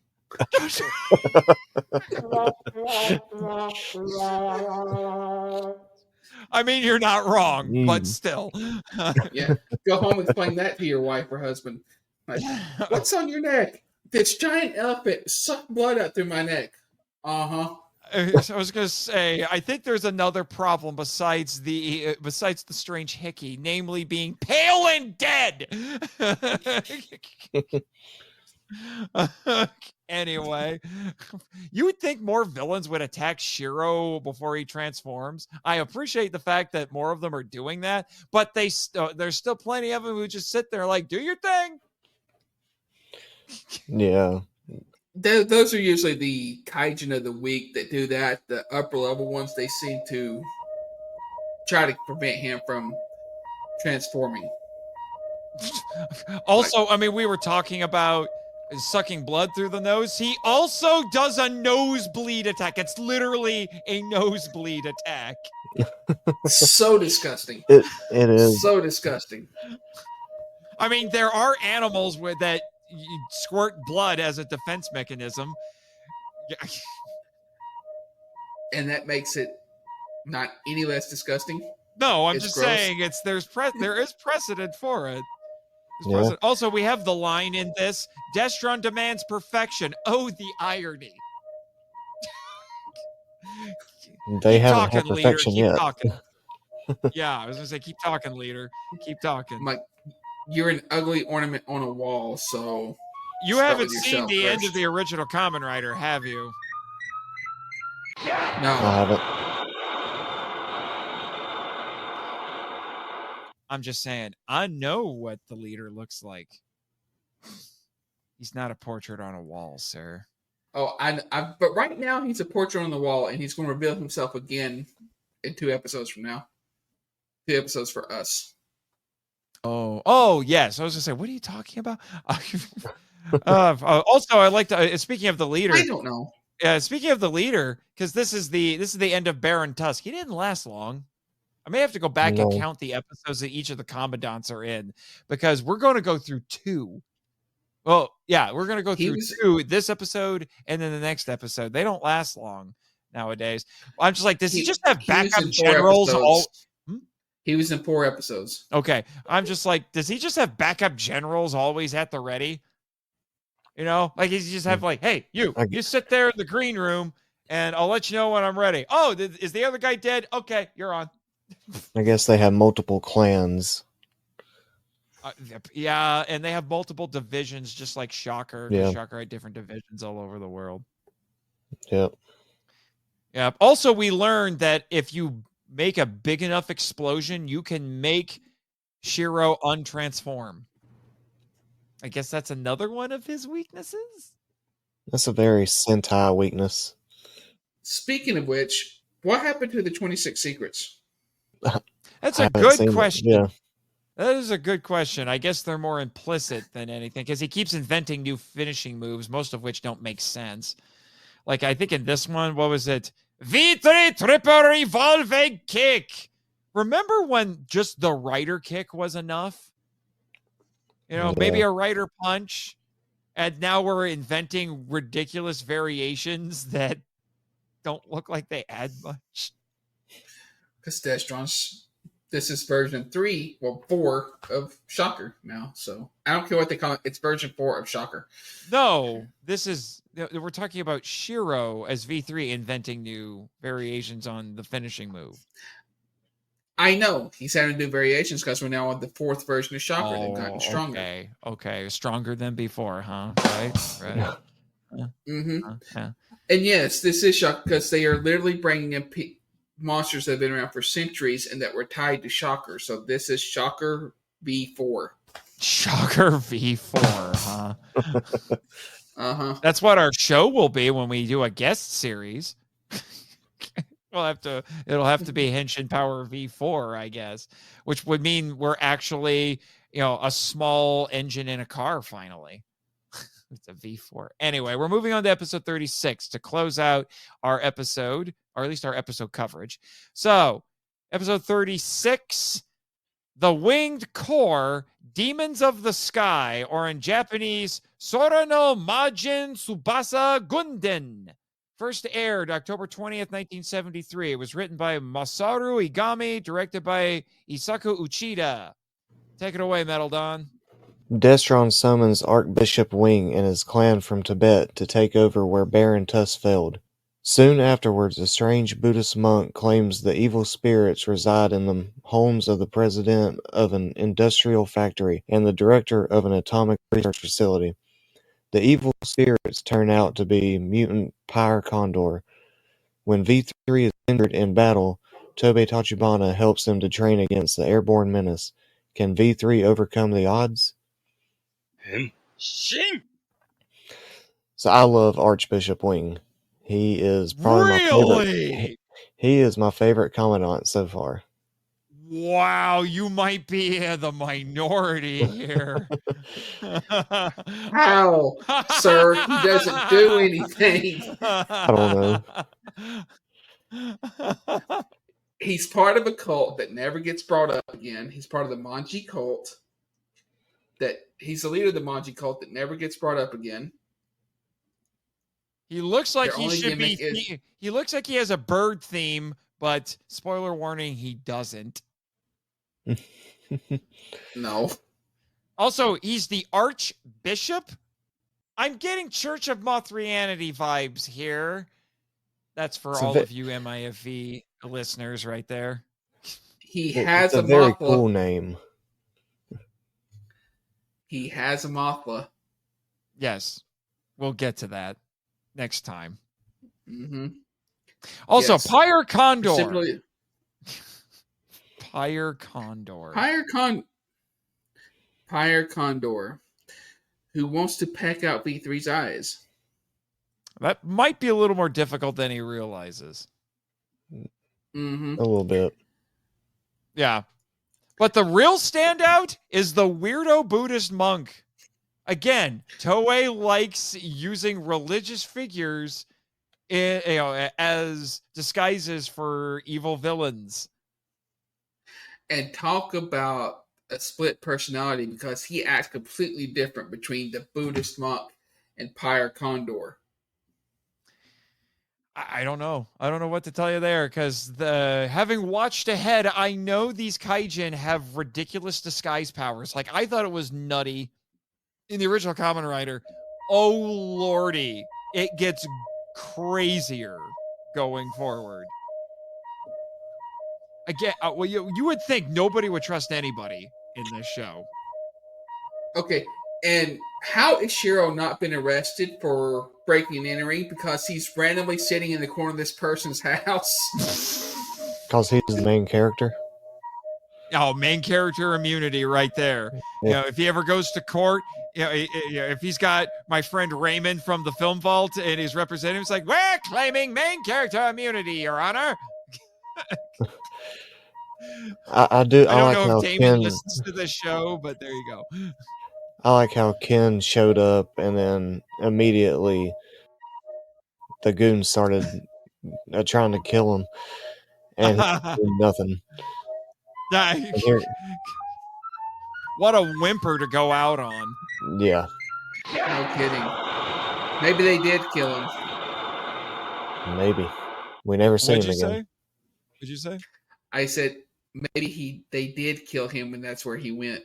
Who knows? Maybe. But V3, what is it? I wrote down here. V3 jumps off the hurricane, and he to do 2 of his finishing moves to Pyre Condor. Big sky punch and big sky kick. Is anyone keeping track of these at home? Because I'm starting to think we've exceeded 26 at this point. No, it's a good enough show, but I don't care enough to keep up with it. How many secrets he actually has. Wow. I mean, I should check the Writer Wiki to see if there's a full list. It's Writer Weekly, probably not. If it is, there's probably here's the 26 and there's 52. 52. All right. Well, speaking of 52 when there should be 26, we're moving on to our next segment, namely the Rant Master. Who needs a Rant Master this week? I do. All right, Chris. You always go first, Chris. You always go first. Okay. Are you ready? Are you prepared? Yes or no, sir? Are you prepared? I am ready. Rantmaster activated. To the writers of Kamen Rider. Writers with a W. Writers. I said writers. Yes. of Kamen Rider. Please take notes when you're writing these scripts so you remember what has happened in previous episodes. The inconsistent writing is driving me nuts. You seem to forget that either they know or they don't know that he's V3. Even Tachibana sometimes acts like he doesn't know if that Shiro is V3. You can't use the excuse where there's others around, because it's just him and Shiro in reverse to V3 as somebody separate from Shiro.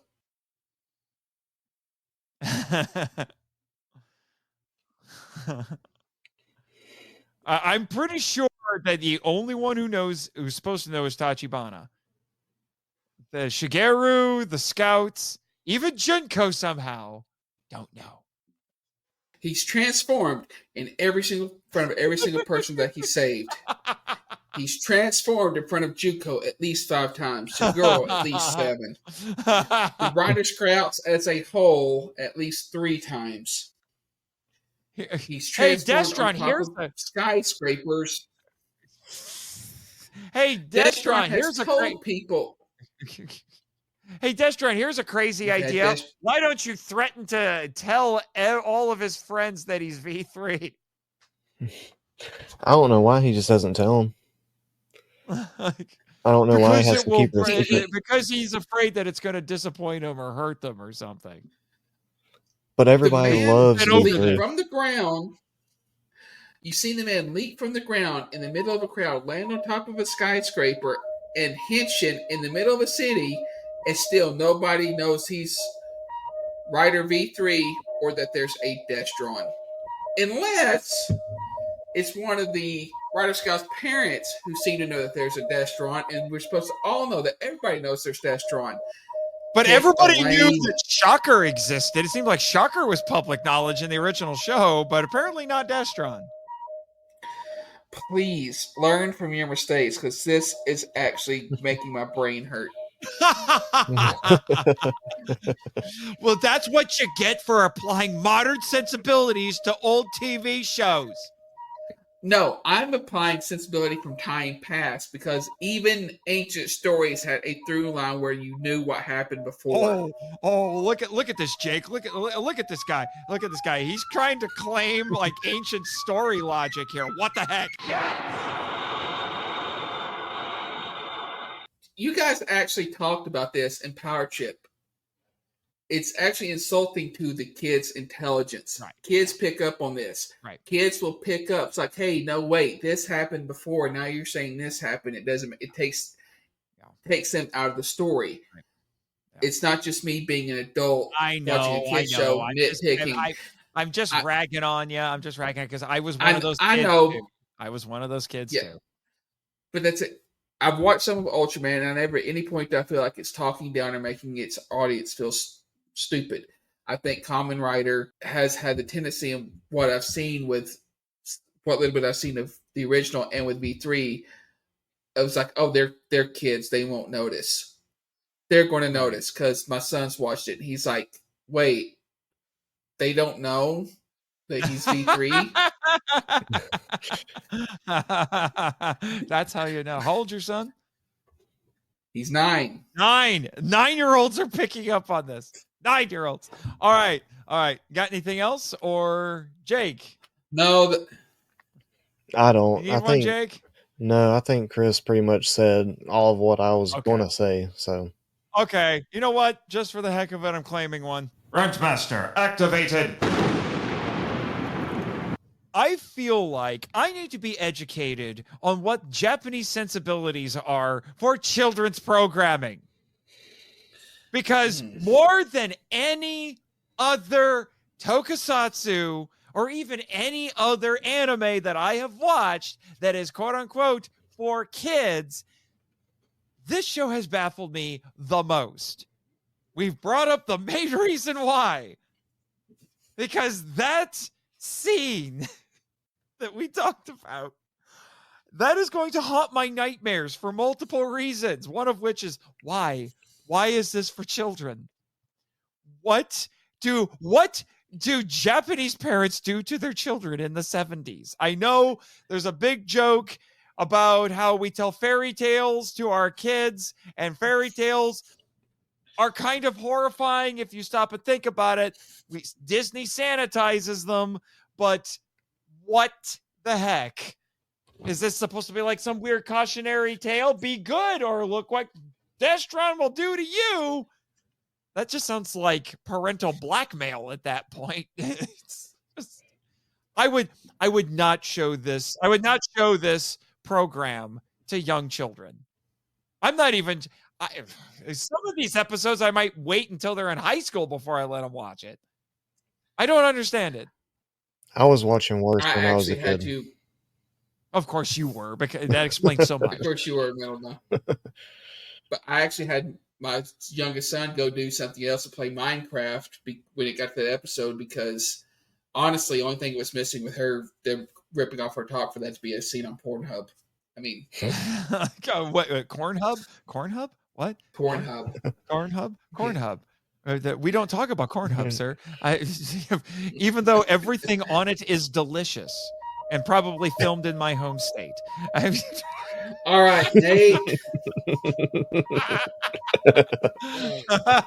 Considering what we're actually talking about, here I am complaining about Japanese sensibilities for children shows, and I'm making horribly veiled, awful, dirty jokes. I get it. You know, we will get feedback. We will get letters, but yeah, I I feel like I need something. I am aware of how different, that the sensibilities are different. I just don't understand why they're different. The only thing I could think of is the influence of Christianity in the West, which makes Western culture a little bit more conservative and, if you want to say this, prudish by comparison. I don't know. So that's my rant for today.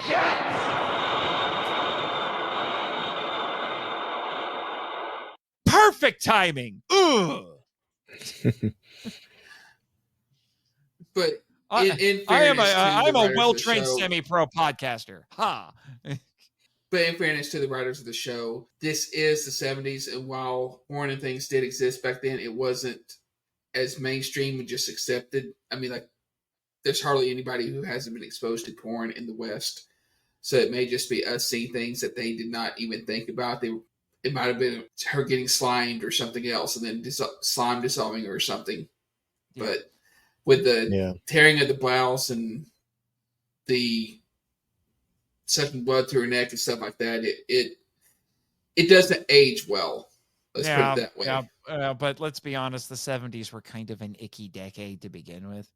I've seen Kong 76. It's awkward. Anyway, we're moving on to our next segment, and hopefully something a little more wholesome. Namely, the TSA, the Toku Sensei announcement. This is our thematic discussion. So I will hit the button, and we'll talk about what themes we observed in this batch of episodes this go around. Henshin. So I gotta admit, I'm drawing a little bit of a blank, but what did you guys observe? Maybe something will jog my memory. I didn't really find anything. There wasn't really a theme that I could latch onto too much that we haven't discussed before. Mm-hmm. Don't join a cult. The only thing that What? Don't join a cult. Yeah. That might be a good point, because, we've talked about how religious figures are used as disguises by the villains, and, how that's a corruption of something that should be good. And I guess we could talk about that, because we have villains performing occultic rituals, horrific occultic rituals. And that's clearly presented as something bad. And our hero doesn't believe in the supernatural, which is because every time they break, like he thinks of things in scientific terms, like everything they're doing has a scientific explanation. They're mutants, even though they're doing occultic rituals. Whenever they talk about, he's like, "Oh, that's nonsense." Right. I don't know how you can be a superhero fighting a group like Destron and be an agnostic. It just doesn't make sense to me. It almost seems like Toei is deliberately going the opposite sensibilities than what Tsuburaya was at the time. Well, Tsuburaya was founded by a rare Japanese Catholic. Mm-hmm. But it might also go back to the fact that for what I understand, I don't know what it was like in the 70s, but I know currently there's still a large portion of the Japanese public that is non-religious. If they don't claim any religion. I don't just mean Christianity, but Buddhism is the most common religion in Japan, but Shintoism is the cultural religion, but only like maybe 12-15% of the population actually practices Shinto. But it's so pervasive in the culture that, much like Christianity in the West, some people will claim to be Christians when it's more of a cultural thing. Yeah, and the only thing I could think of is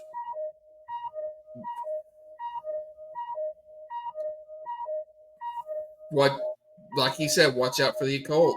And, yeah, and I don't know if that was a huge problem in Japan at the time or not.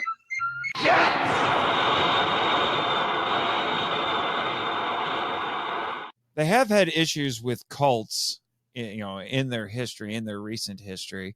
So that could, that wouldn't surprise me if that's factoring into it, but they clearly understand enough about religion and spirituality, because Shinto and Buddhism, they don't require blood rituals.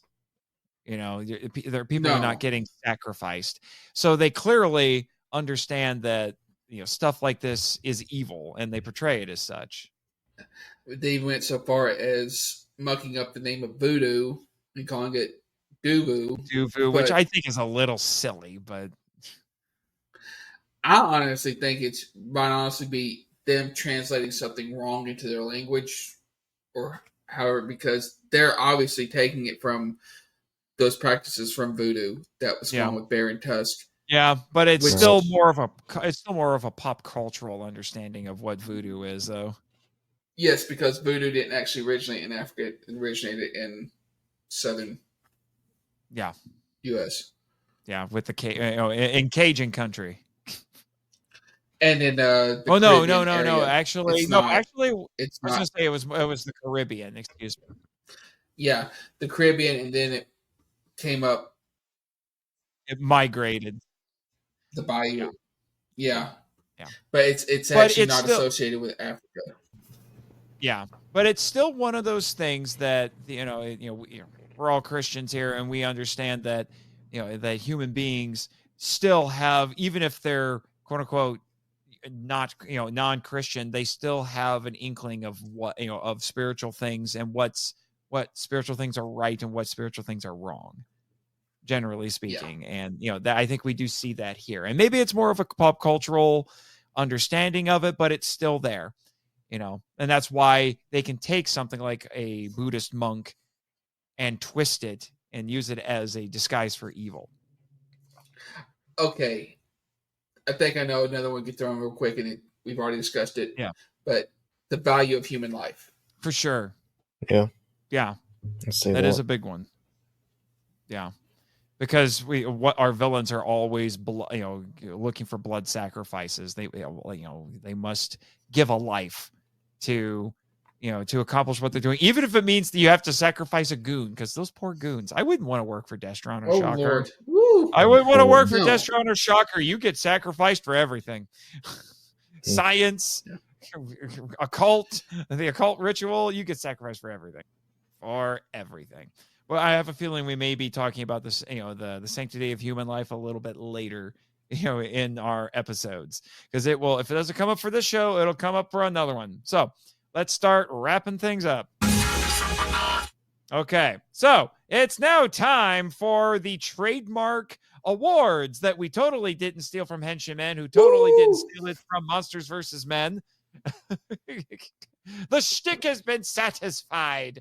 So let's move on to our very first award, the Koichi Sakamoto Award for the best stunter fight scene, named in honor of the legendary action director of many, many tokusatsu. This guy has done everything. Literally everything. You name a franchise, name a show, he's probably worked on it. He even played a bizarre lizard man in Power Rangers and then got dubbed over. Anyway, so best stunter fight scene. What do you got, Sentai Guy? Well, I'm probably going to steal somebody else here. No, I'm trying to think. I'm probably going to steal somebody's here. There were several good ones, but the one I'm going with is the fight between Shiro and V3 / Doktor G, Crab Laser. Really? Yes, I was a little underwhelmed by that one, to be honest, but okay.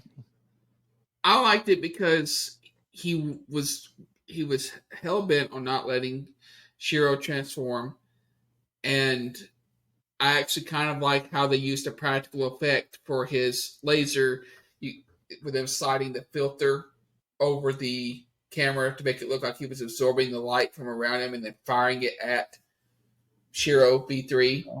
I thought it was innovative. Is this going to be your special effects award too? No. Oh, okay. But I just like the way they put it together. I thought it was unique, and I hadn't seen somebody try to keep him from transforming, and I just thought it was well choreographed to put together, and it told a good. I think it told the story between these two. Okay. Very well. All right. What do you got, Jake? Metal Down. So I actually have the same thing as you, Chris. Oh, really? And, yeah. Wow. But yeah, I really like the reason? fight. For all the same reasons. That was one fight that I didn't think that V3 was going to win at first.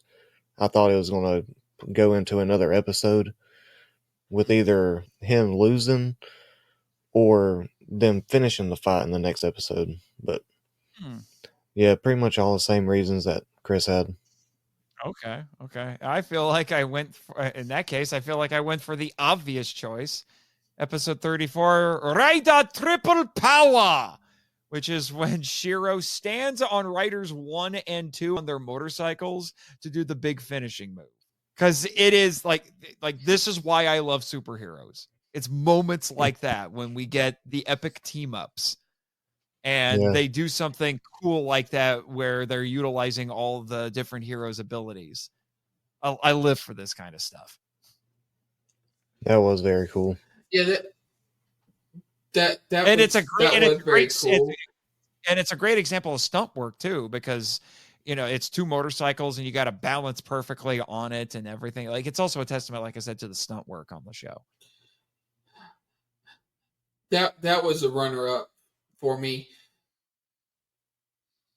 I enjoyed the whole thing between the three of them and how they were found time to make sure every Kamen Rider got to shine and one didn't take priority over the others, and how I love how they kept Shiro from being in the background because you got the two originals coming back, and they made him feel just as important as they did. Yeah, that would have been a very easy thing to do, but they remembered that it's actually Shiro's show.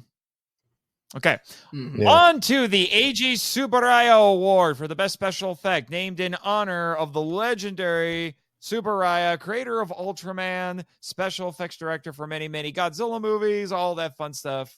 The man needs no introduction, but he's going to get one anyway. All right, Chris, what was your winner for this one? Camera Mosquito. Really? You gave it to Camera Mosquito. He was your favorite kaijin suit this week, huh? Not just a kaijin suit, his face stealing effect, the way he sounded, everything about him was horrifying and creepy, and I just think it's a complete package. He's been the best kaijin we've seen so far. Oh, interesting. My award is along similar lines, but Jake, what did you have? I got the woman getting stabbed and a white ooze melts her. Oh my gosh, really? Yeah. You mother trucker.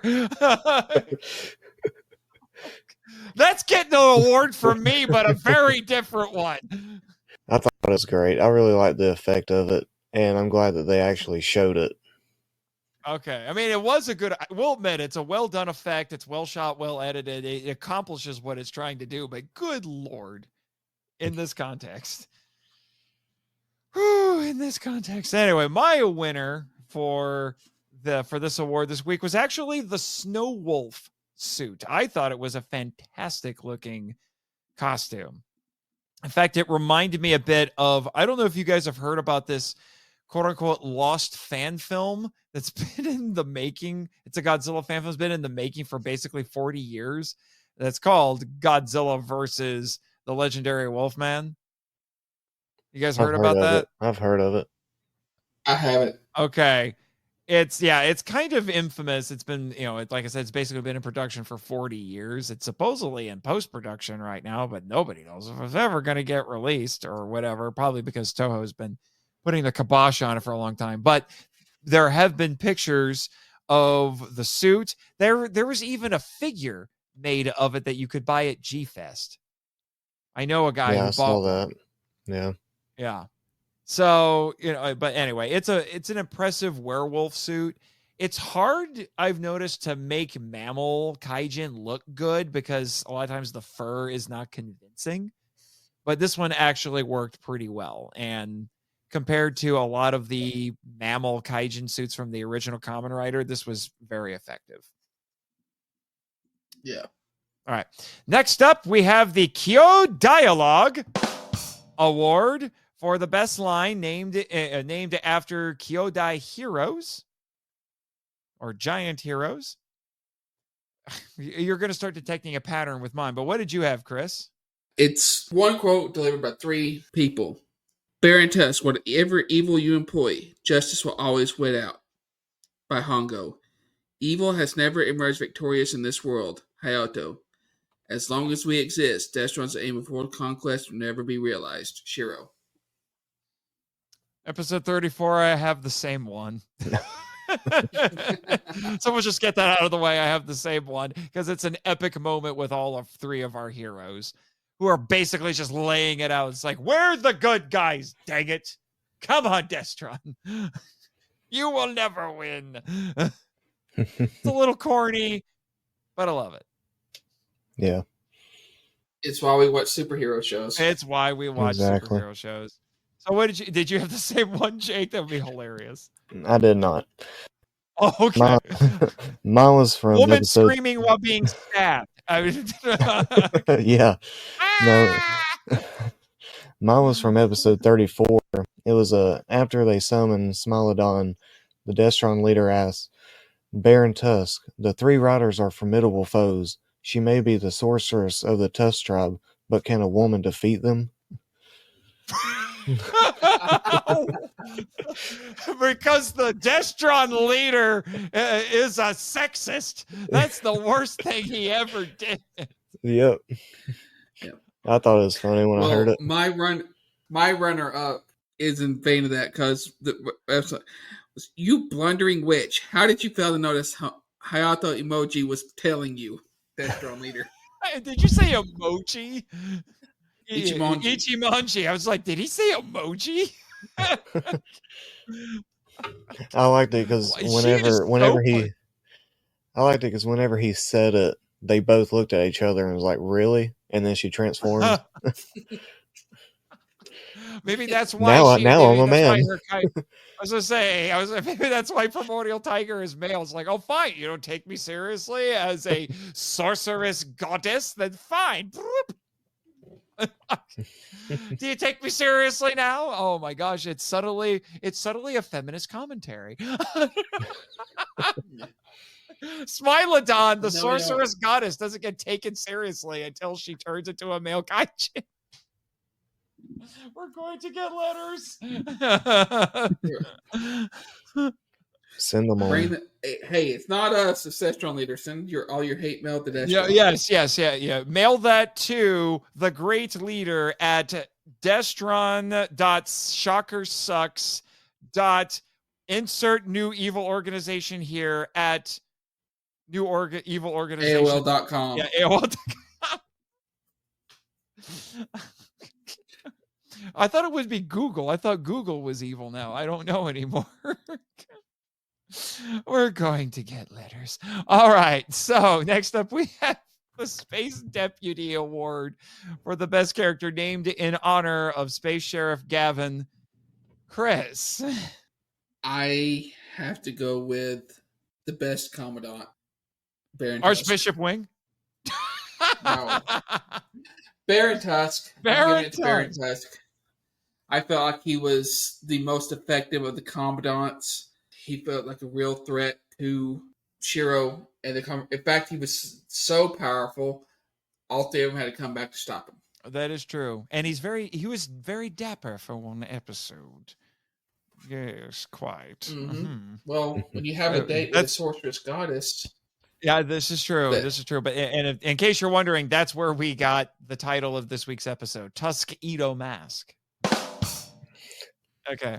Jake, if it's the woman who got stabbed for you. It's not, but it's Destron Hunter 5.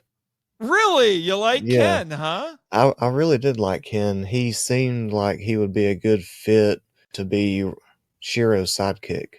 Wow, you are really bucking the trend here. I know. Wow. He seemed like Shiro could teach him a lot. Huh. Well, in concept, I see where he's coming from because he was highly effective against Destron. Mm-hmm. and the actor did a good performance. It's just, again, inconsistent writing. They failed to give him something that the fans could really latch onto to give him staying power like Taki. Yeah.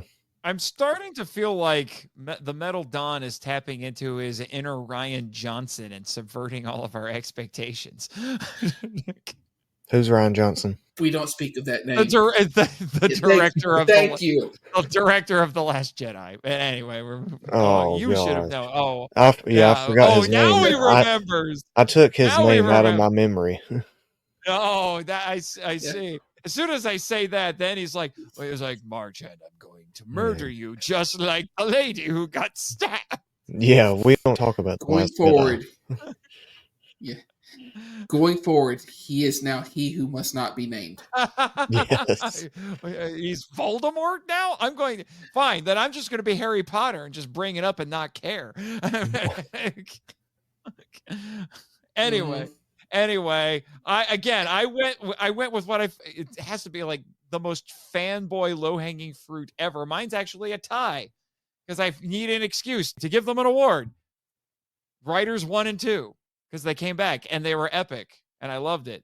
Hayato can inexplicably not die from exploding. And Hongo has one of the most epic fights in the entire run of the show. And then there was their team up. I mean, it was just amazing. Your fangirl is showing.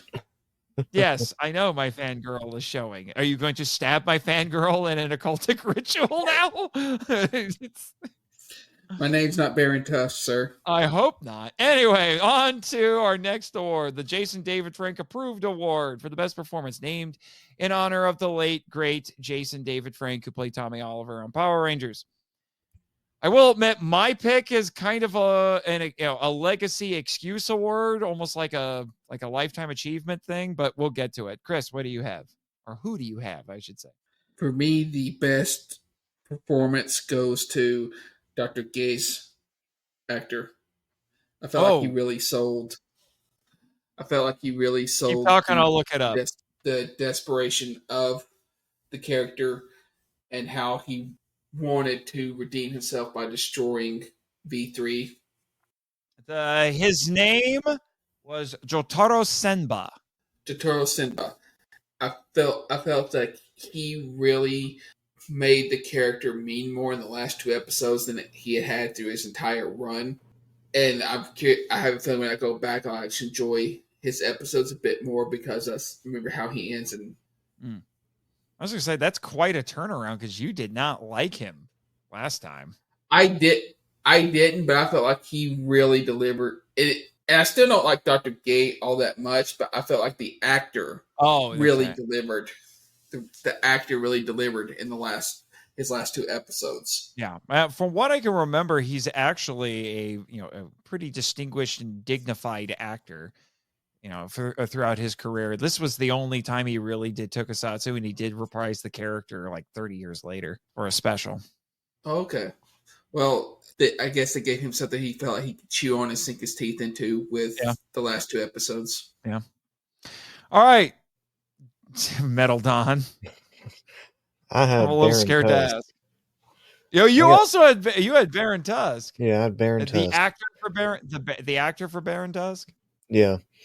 Okay, I'll look that up real quick. He really showed the emotions of how evil that he could be with all the rituals. AG Go. Yeah. I think he sold the performance very well. Okay. He was actually my runner-up. Oh, interesting. And then looking at mine, it's all villains this week for this award. Because mine is Hideo Amamoto as Dr. Shinigami. I felt like I needed to give that to him because he's a tremendous actor. He's been in a lot of tokusatsu. He was famously Doctor Who on King Kong Escapes. He's been in some Ultraman. He was in Ultra Q. He's a tremendous actor. And he was my favorite of the Shocker Generals. So I felt like, he was in an episode this week. I'm giving it to him. It may not be his best performance as Dr. Shinigami. in it, in his run with this character, but I felt like I should give it to him anyway, kind of as a, like I said, lifetime achievement. He was one of the ones who actually got brought back in Master Rider the First using stock footage. So he was still the Shocker General after death, because he had died at that point. And he was in a Godzilla movie. One of his last roles was in a Godzilla movie. I felt of the Shocker General, so the one they gave the most attention to was Ambassador Hell. Yeah. Yeah. Yeah, I wonder if the filmmakers were particularly fond of Ambassador Hell. But, Dr. Shinigami was my favorite from the original show. All right, finally, my favorite award. What the head? WTH, what the Henshin for the craziest moment? The one name we kept from Henshin then. All right, Chris. I'm wondering if we all have the same one, but Chris. The sacrifice. All right, who else had the sacrifice? Technically, no. Really, Jake? I mean, mine is what the Henshin in a good way. It was they actually showed the cult rituals. Oh, so it's the same thing. Yeah. But with a positive spin, so it kind of counts. We all had the same thing. Yeah. But yeah, them actually having the guts to show them. Yeah. Yep. Okay, then. That was nutty. Oh my god. Are you good? Are you going to be okay, sir? We're getting letters. We're getting letters. All right. So to let everybody know, next time, so now we are. Is this? No, wait. I'm trying to remember. No, this is not. No, this is the halfway point for our Kamen Rider V3 coverage, because this is episode 3 of 6. So we are now done. Oh, we are half done, I should say. Next time we will be discussing Kamen Rider V3. We've got two. Yeah, we've got 2 more. Oh, that's okay. 2 more. And we're more than halfway. I said we were halfway last time.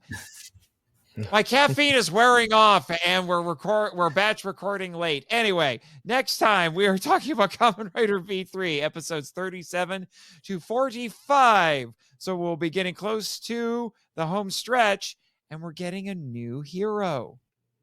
It's always exciting to get some new heroes on your show. It is. Mm-hmm. When they have suits worth mentioning. Yeah. I think I know what somebody's rant master is going to be next time. It's not worth the rant master. Okay. Anyway, it's time for shameless self-promotion. So, what do you guys got? Go ahead, Chris. Metal Dawn, you go first. Nah. Oh my gosh, it's a courtesy war. Oh my you gosh. Go first. Okay, I'll go first. You can find me on the Market Lot Lounge Facebook group and Discord. And I do have a Instagram now. It's HPV3_metal_Don. Oh, keeping the branding. I like it. Yes, sir. What do you got, Chris? You can find me on Facebook under Christopher Peter Reiner. You can also find me in the Discord Market Lot Lounge and on the Facebook Market Lot Lounge and the Power Rangers Legacy group. Yeah, actually, all 3 of us are still in that group. Yeah. It was started originally for the Power Trip, but we're keeping it around because there are still some active members in there, and some people are still trying to join. I think half of them are bots because they don't answer the screening questions. It's Destron. It's Destron. It's always Destron. They're recruiting. All right, and yeah, they're recruiting. Yeah, so check out my author website, nathanjsmarchand.com, where you can keep up with all my writing. I mentioned that I was working on a short story collection. It unfortunately is still not out, but it should hope. But when it is out, you all will know. It will be one of several projects that are completed that I hope to have published relatively soon. I also have some other projects that I haven't started yet, such as a comic book for Crystal Lady, the resident magical girl superheroine from MIFV. And you can also go check out MIFV at monsterislandfilmvault.com or wherever you get your podcatchers. It's also on YouTube and all that fun stuff. It's basically the same sort of stuff that we do here with Henshin Power V3. It's on YouTube and all the podcatchers. And I am also a member of Scyther Inc. Productions stable of actors. I infamously played Rito, who is coming back. I have saved that snarky bonehead's life again. He was going to get written out of the show after only 2 episodes, but I kept him around. And then all the Rito heads, well, I shouldn't say they demanded, but I found out just how beloved he was when he got stabbed. So now I'm doing a one-shot origin story for him, and yes, he's coming back for Power Rangers Zeo, the audio drama. It's, starting in the fall. I haven't gotten any lines yet, but I know he's coming back. So I hope y'all are happy. This is his slow transition to becoming Elgar. I've been threatened with Elgar. I also play Deadpool on X-Men the audio drama, and I have been asked to play Deadpool in other projects, one of which just came out, an adaptation of Deadpool Kills the Marvel Universe from Nerds Throw Comics. It's a weird inside joke because one of the members has dyslexia and was supposed to be Through, and it came out Throw. Okay. So that just came out a few weeks ago. And I will soon, I've been told by the end of August, so by the time this comes out, I will have made my debut on Avengers the audio drama on Scyther as Johnny Storm, baby, which makes Deadpool and Wolverine kind of funny because, spoiler warning, I technically talk to myself.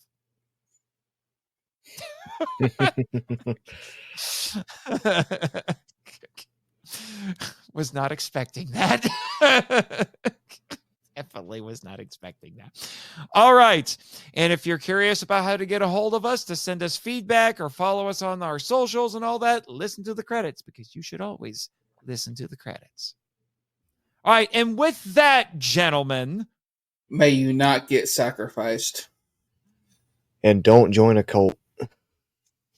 And may the power protect you from the cult and sacrifice. Oh my gosh. Oh.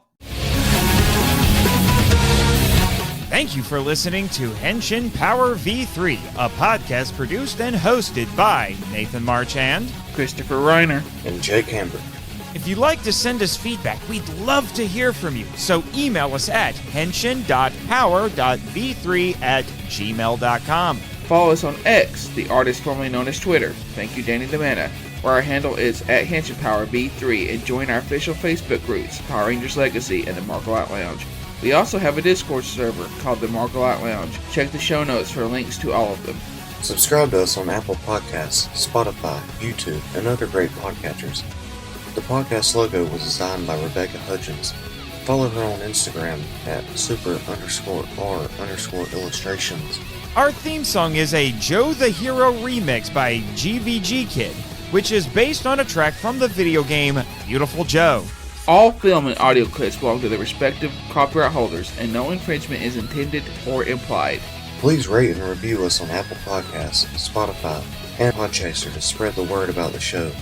And until next time, Schwatch!